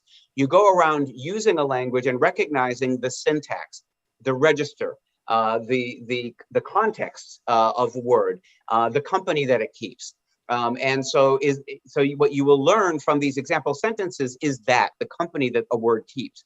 It's much more important to learn that kind of information than to memorize a dictionary definition. I know that I, as a bilingual person, when I look up a word in French, I am very frequently looking up a word whose basic meaning I understand, but I want to seek what preposition follows it. I want to know about the syntax. I want to know about the grammar. That's information that dictionaries have in incredible richness, but is difficult to look up. You look up the word, the head word, the word in question, and then you find the words around it, the company that it keeps. That's what this dictionary is so rich for. The third big difference for this dictionary is idioms. The way that we present idioms. Idioms are basically words used in groupings in which they mean something other than their principal definition. So if I were to say, for example, a piece of cake in American English, that means something very easy. It's actually originally a British idiom. So piece of cake, and most of you know that idiom. If I were to ask you to give me other idioms, there are literally thousands of them. A good one that you should know is hold your horses, which means to slow down or to wait. And there's many, many, many, many, many of them in this dictionary. In fact, this is the largest grouping of American English idioms that I am aware of. So this dictionary could be simply called a dictionary of American English idioms. Let's go to the next slide and see. I think we showed a couple. Yeah, here we we see some illustrations. There are the cats. There are the percussion instruments. So we do have some illustrations in this dictionary, which are very helpful. But go to the next slide. I think we show. Oh, no, we don't. Okay. So if you are looking at this dictionary, thank you. And you can look up a word like horse. You will find 9 or 10 different idioms using horse. Put the cart before the horse. I could eat a horse. Hold your horses. Don't change your. Given a plain, clear explanation. And you can use these idioms as part of your lessons. And I promise you, just as I do, you will learn things from this dictionary. I learn things every time I open this dictionary up. And there are wonderful, rich idioms in English that are based, a lot of them based on concrete nouns, like the elephant in the room, or he put his hat in the ring, or there are many fish in the sea, or he's a big cheese. In other words, you notice in every one of those, there's a concrete noun, elephant or fish or cheese or pond. And so you can use those nouns as the basis of lessons upon which to build these idioms. And once you build the idioms, you realize you're building metaphor. This is figurative language. And people think of dictionaries as being boring and dry and literal. But when you talk about figurative use of language, you're talking about story, right? If I teach you the word cake and you understand what it means, and then I teach you the idiom a piece of cake, that means something else. You've elevated the discourse. You've elevated the level of vocabulary from the literal to the figurative. I think that's very, very important lesson. So on to the next slide. Very quickly, I see that we're almost out of time. We'll be done in a moment.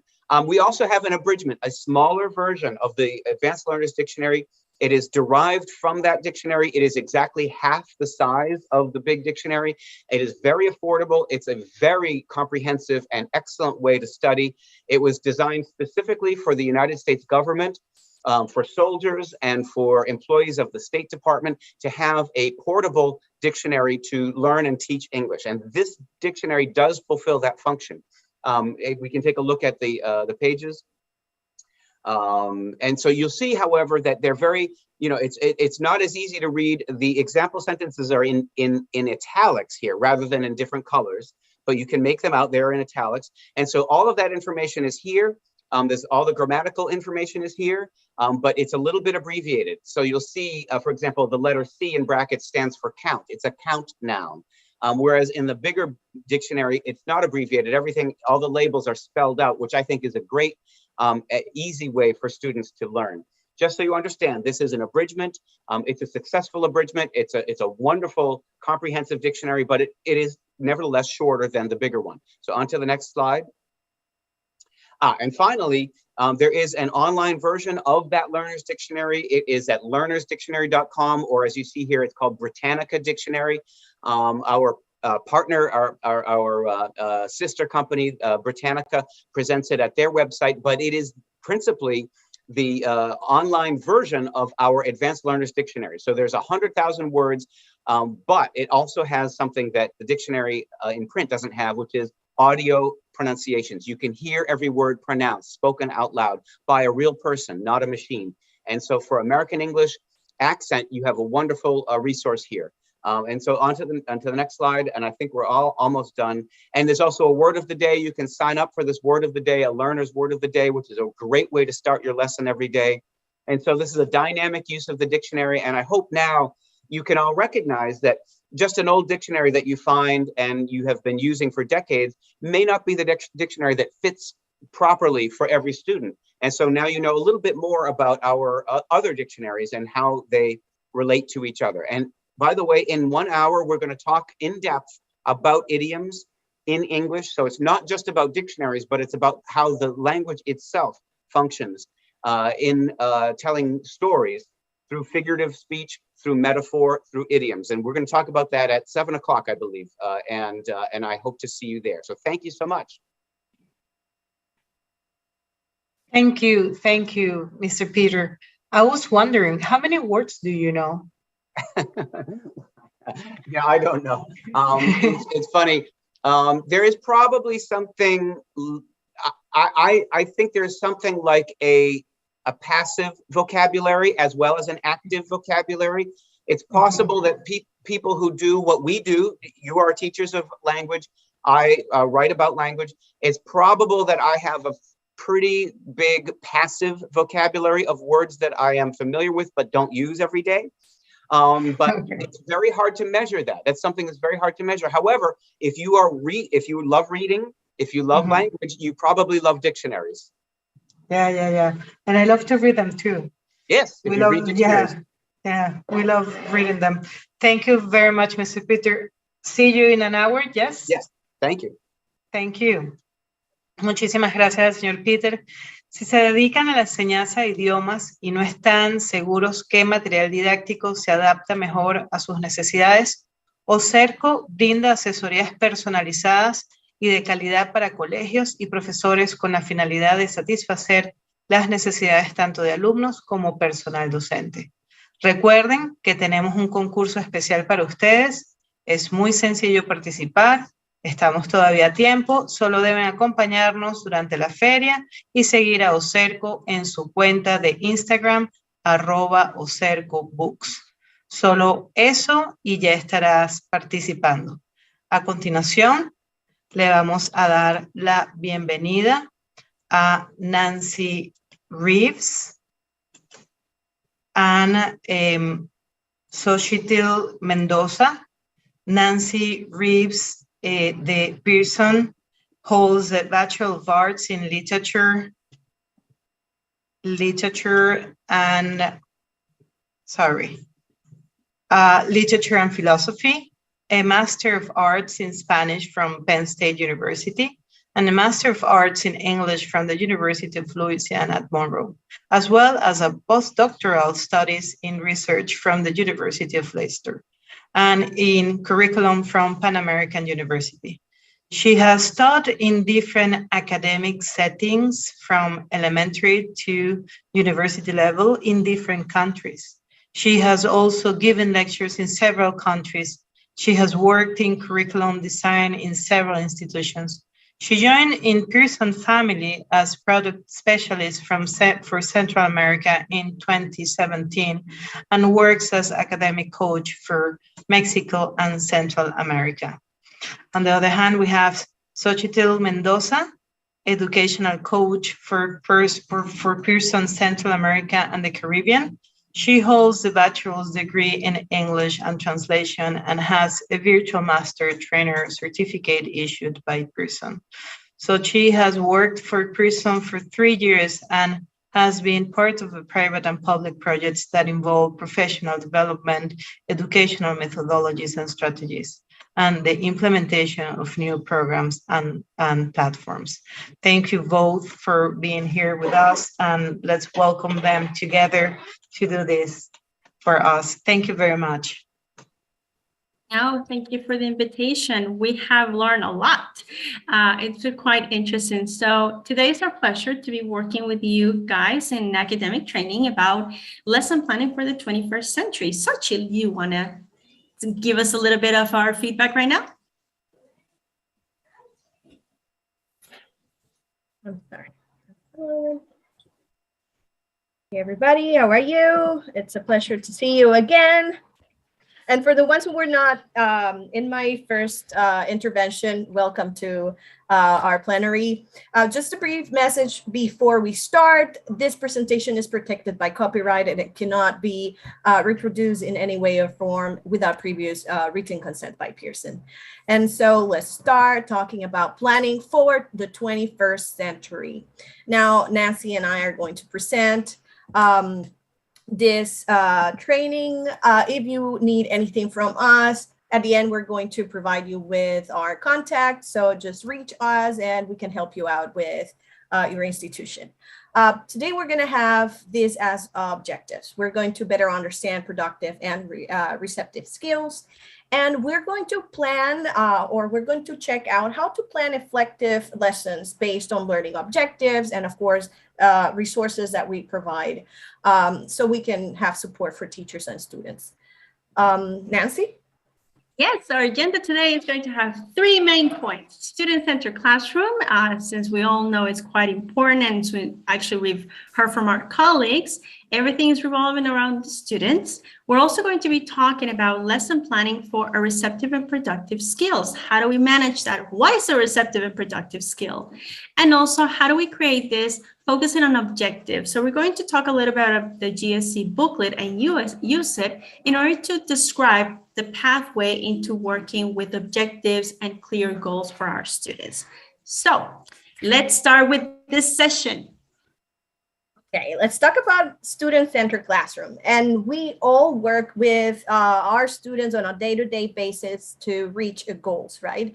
So student-centered classroom, Doyle mentions that it's an environment that allows learners to take some real control over their educational experiences and encourages them to make important choices about what and how they will learn. Now let's talk about, or let's consider what is important for our students. We need to have our students as a main focus or a core, right? There are many things as teachers that we always take in consideration, but let's think about our students, right? Let's think about the best way they learn, right? The best way we get them engaged and motivated to work. All the goals they have. Our students might be studying the language to get a better job for professional purposes. They might want to go abroad and work or study. And they might also want this process to be done because they want to connect with people. And we talked about it with connectivity. Our students want to connect with people, and in the language, English language teaching is a social construct. So if they're unable to communicate with their peers, they won't be able to really reach their goal of meeting new people, having a friendship with somebody at work if they don't have the ability to communicate effectively and properly. And also, let's consider our students' background when it comes to a student-centered classroom. Let's always think about what the student might be going through in a day-to-day basis at home, in their communities, in their family environment. And let's think about how they would share and try to comprehend other peers they have. Now, let's talk about a little bit about essential elements in the student-centered classroom, okay? And I'm gonna give you some examples from some of the series that we previously presented and how this is going to help you out to have a student-centered classroom environment. Let's always think about these essential elements. First, complex and interesting tasks. We need to provide the opportunity to students to challenge themselves. We need to make our students accountable for their own learning. We all have goals and objectives, and we have to provide the opportunities for them to really have all this information that we always provide sink in, and of course, use it in an efficient and properly way. Also, something very important is to identify specific resources for specific activities. We need to find a way to provide this blended, hybrid environments where we provide our students with all the resources they need. Not only audios, videos, images, maybe writing skills boosters or pronunciation videos, which I'm going to show you in a minute, but also formative assessments and resources that they can use on their own so they can build up on their own learning.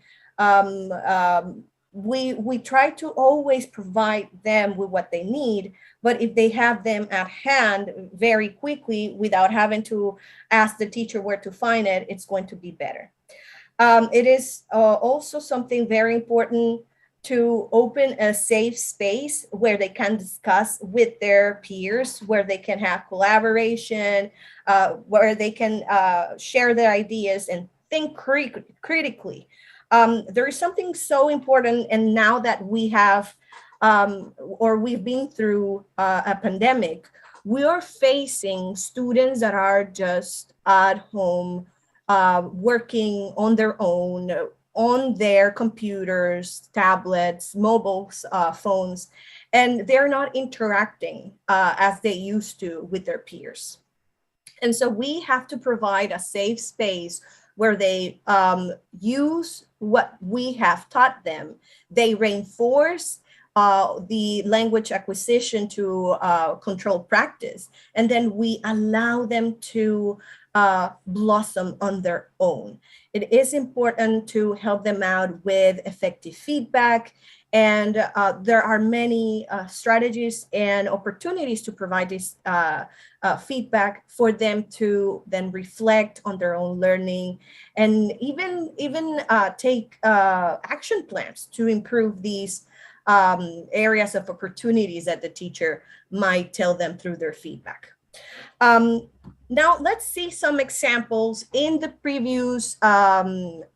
previous series I presented. We're going to be looking at connectivity, and we're going to be looking at Disney. It's a primary series. I know that you work with adults, but I am going to show you this because I think that's important that we see every stage, because everything works together. If I build up a good foundation of language acquisition for us teachers, for adults, professional learners, and academic learners, we're going to have a better understanding and a better foundation to work with.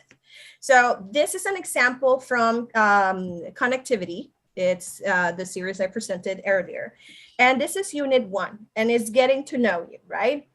And as you can see here, we have images that connect to the student, images that relate to the topic we're working with. We're going to have a character which is going to tell them, I want to meet people from a lot of countries. I need English for that. So we are motivated the students to connect with this character and to say, of course, this is my situation as well. I want to meet new people, so I need the language to communicate with other people around the world. So we're going to warm up the activity. We're going to engage the students. We're going to activate prior knowledge, and we're going to make our students connect with the content in the book. And of course, the next image, we are going to allow our students to work with this new vocabulary, listen to some audios. I like this series a lot because it provides the opportunity for the students to work on their pronunciation regardless of their accent.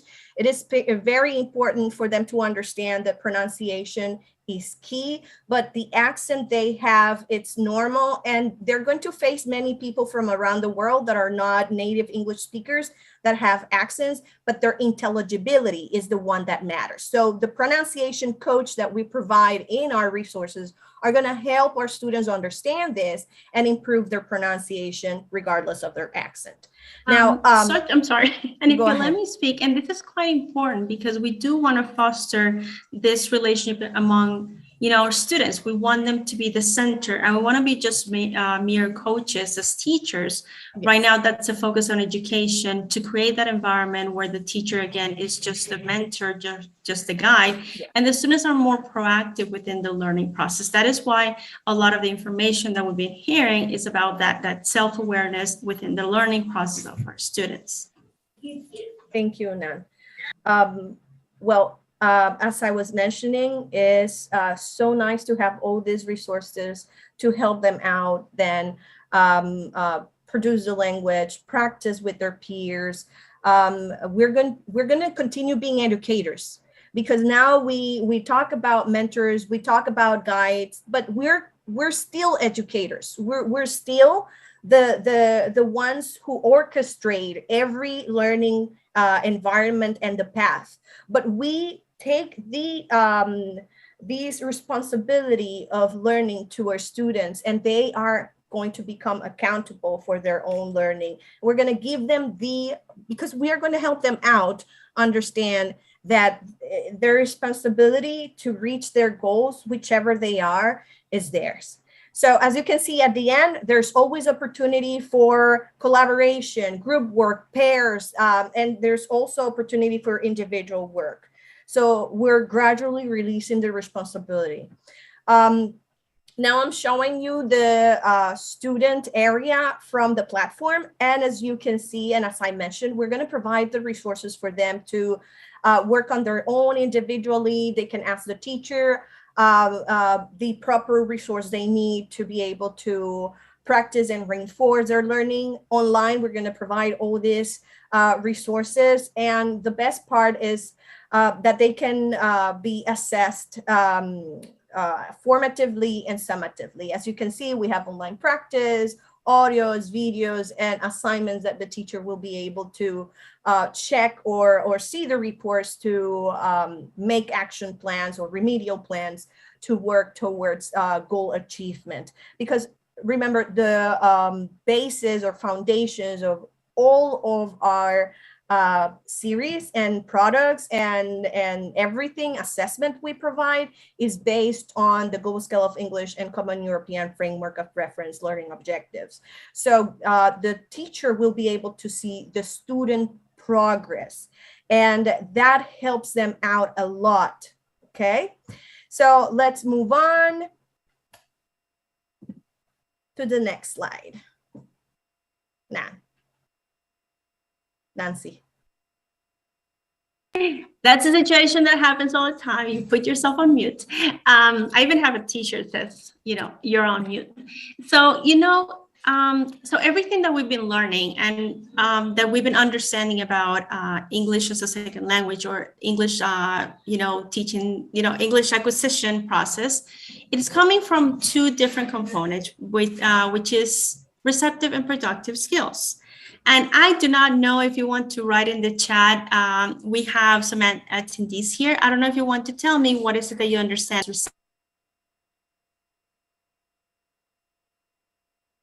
Ludmila wants to share what she thinks is receptive and productive. Really? Yes, tell me. Okay. Receptive, the person that receives the message. Well, those are skills, right? So the skill to encode maybe the message, and productive to produce the message, maybe. And what's the difference between them? Well, I guess the process, how you. Yeah, what am I doing here? You can just give the presentation for me. So yeah, what we have in here is that, like you said, one of them is going to be receiving the information and the other one is going to be producing the information. So those are two main components whenever we're learning a language. Can we go to the next slide? So you're going to see that productive is always going to be the producing section. So every time that you speak, you're producing. Every time that you're writing, you're producing. And how do we do this? Because we're receiving information. So we're listening to the information of somebody speaking. We're reading a document, like we mentioned about dictionaries, which I'm like a huge fan of dictionaries. I think they're the basis of research. So you have to be working with it. So you're going to constantly, thank you, Eliberto. Yes, it has to do with listening, speaking, reading, and writing. Perfect. Thank you for your input. So we're going to be constantly working on this, and they're not separated. They're integrated. But whenever we're teaching, we can actually focus on one, but consequently, because we're working with the learning acquisition, we'll be developing the other ones, but your priority will be that one. You don't need to say, oh my God, I need to do all of them. No, you will consequently do them, and you will create activities to do this.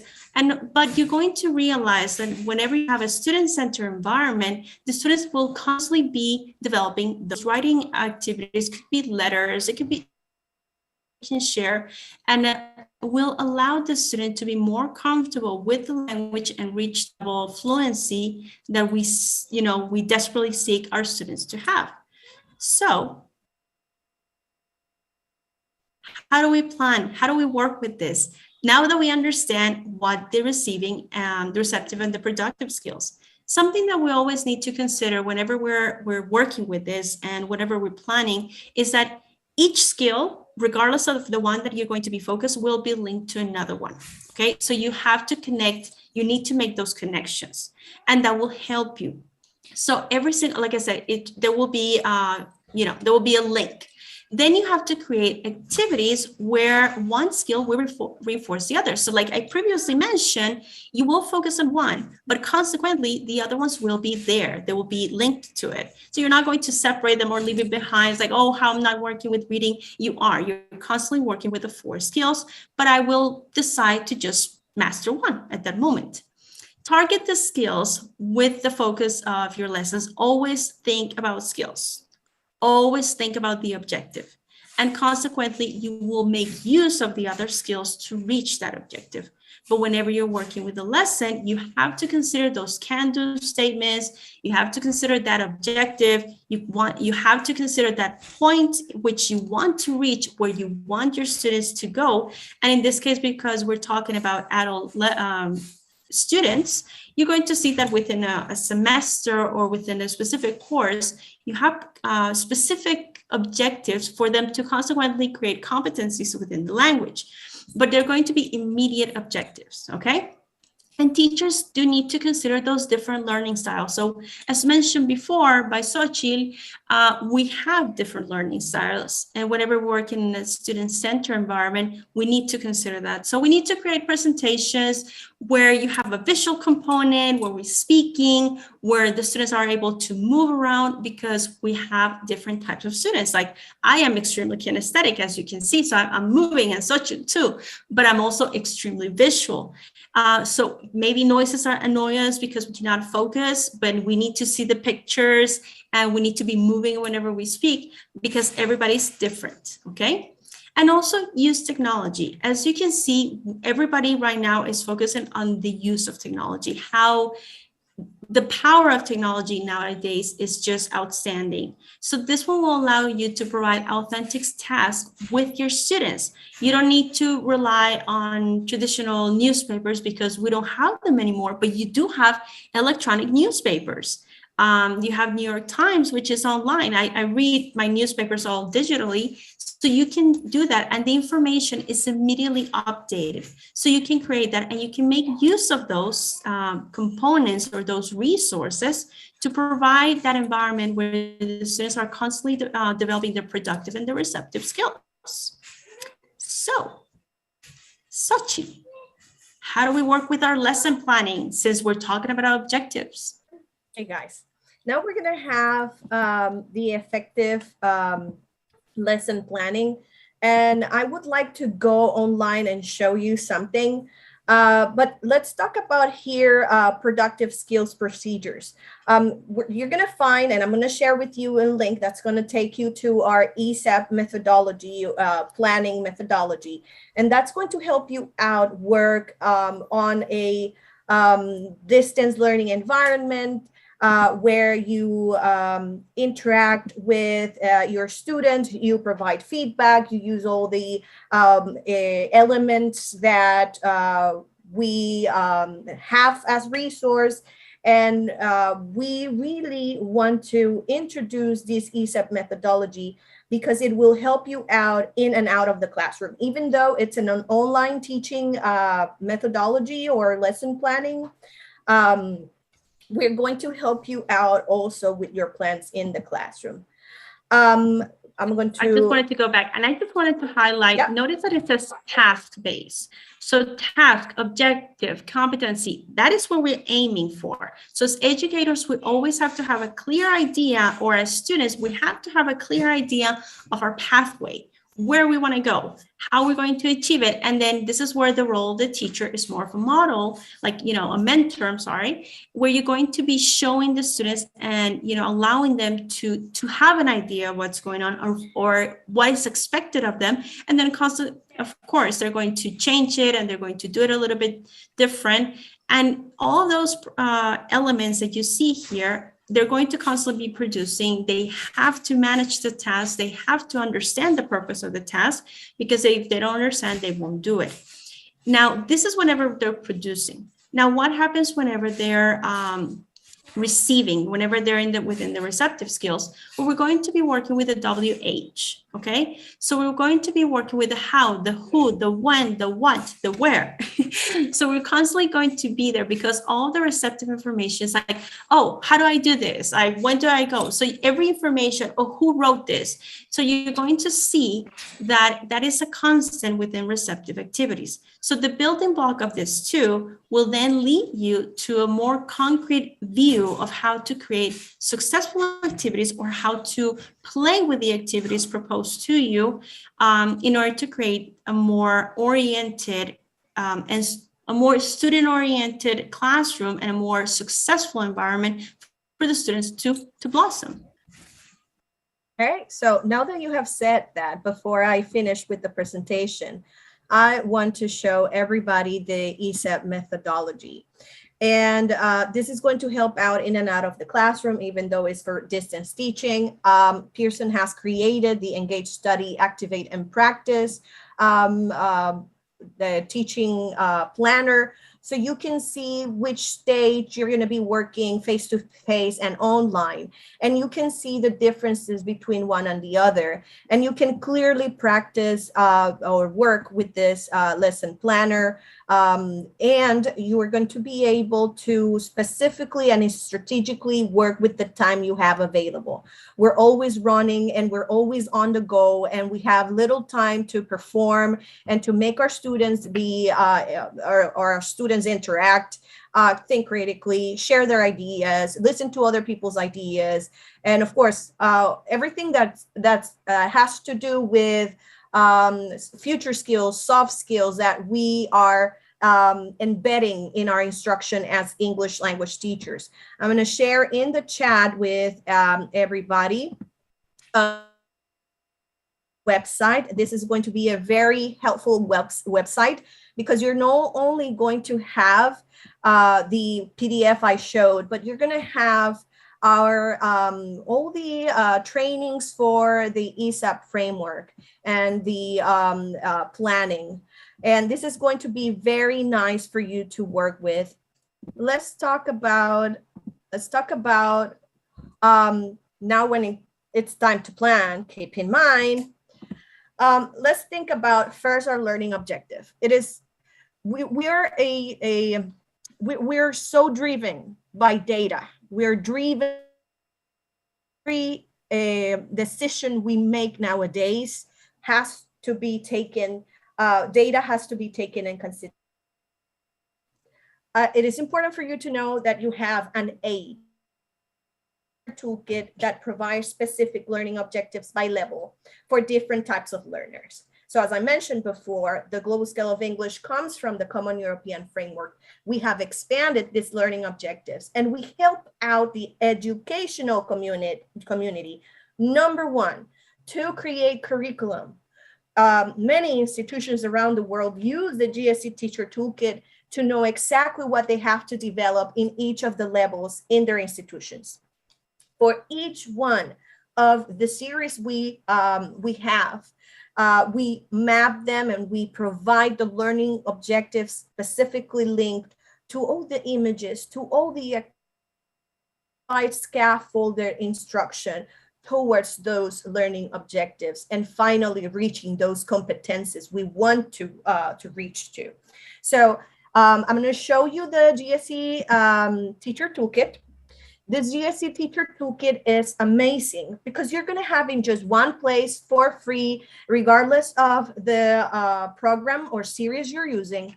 It's going to provide you with a tool, number one, to see the level you're working with, to choose the learner you're working with. So whether it is a young learner from 6 to 14 years old, professional learners, adult learners, academic learners, the student you're working with, you are going to choose a skill. So besides the skills, we're going to choose the skills. And besides the skills, we have the grammar per level, the vocabulary, and a text analyzer. So once you choose a level, you might choose A1 or pre-A1. And as we have the global scale of 10 to 90, you're going to have a specific areas. So what the Global Scale of English does, it's a granular global standard. It gives you granularity. So my student might be at the beginning of a level or at the end of a level, and we don't know specifically what learning objectives we should develop in order for them to go to the next one. What do we do with the GSE Teacher Toolkit? We allow institutions to move forward and always look for these learning objectives that are the basis and foundations of our programs. Now, I showed you the GSE Teacher Toolkit. I'm going to share, I already shared the link to the GSE Teacher Toolkit. And just to finish with our session, just to let you know, every area, the resources, the opportunities to work with our students, the learning objectives, all this foundation to be successful and to lead our students to their goals, we provide and we can help out regardless of the program you're working with. So in encompassing— No, guess what? We have some extra time that they've been sharing with us. So we can continue talking all we want, which we always love to talk. Thank you, guys. Okay, let's continue. Well, now that I showed you the GSE Teacher Toolkit, I thank you, Nan. I need to share with you that The global scale of English is so granular that if your student is almost finishing or starting a level, you will know specifically what learning objectives you should develop for him or her to move forward. So this is used for curriculum creation and, of course, competences. And you're going to see that you have a scaffolded way to take your students to the next level. It is so visible that and noticeable that when we have English language move at a fast pace in different levels, right? We have this scale here, and sometimes they move so fast in some levels, but then they slow down and they take longer. And we have assessment that can place students in a level, and then an assessment that can tell us their progress. With the global scale of English, we'll know exactly where they are. We can check out and have to of English and can move them forward. I wanted to show you this because this helps out.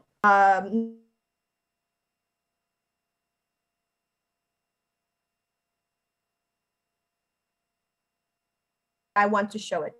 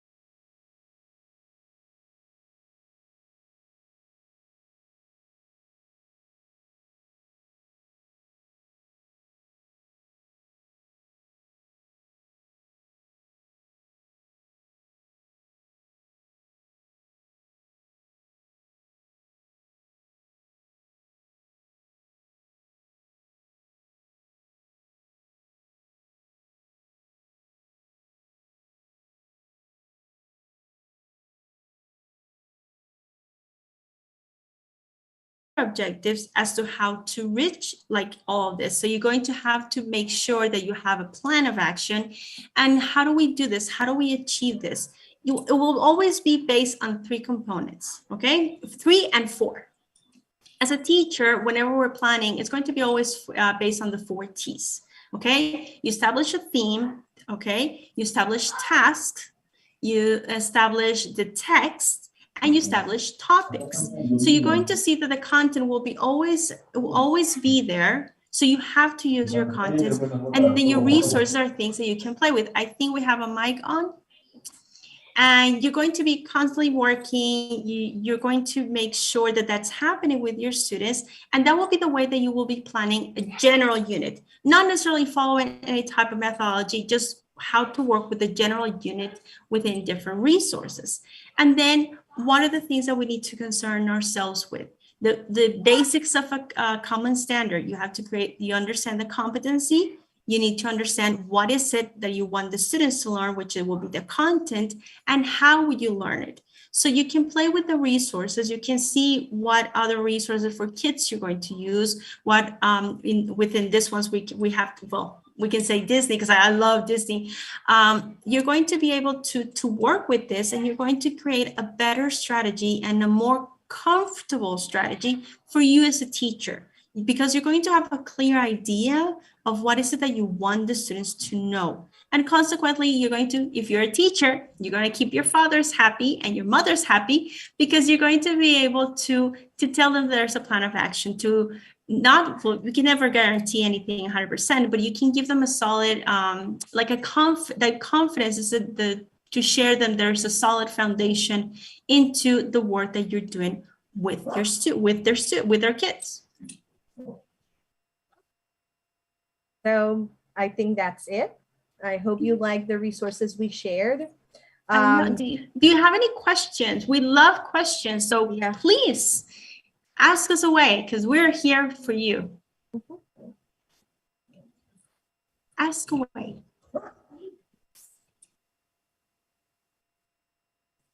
Let's see. I know Eliberto had a comment before, so if you want to share something with us, you can. If not, we thank you. My amazing friend from Venezuela, who I'm going to go visit. Sure, you can go whenever you want. Yes, Arturo, I'm gonna go see you. You know, I'm gonna go get some arepas, right? Perfect, great. So tell me, do you have any questions for us? Yeah, well, myself, I was wondering about, so they're available for anyone that wants to like take advantage of them and use them? Are you sure? Yes. Xochitl will go crazy with that answer. So Xochitl, just share your knowledge, because I know Ludmila wants to hear everything about the Teacher's Toolkit. Yeah.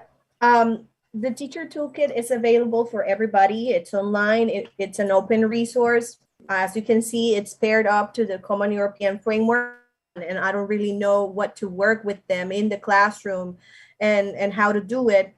All these resources provided from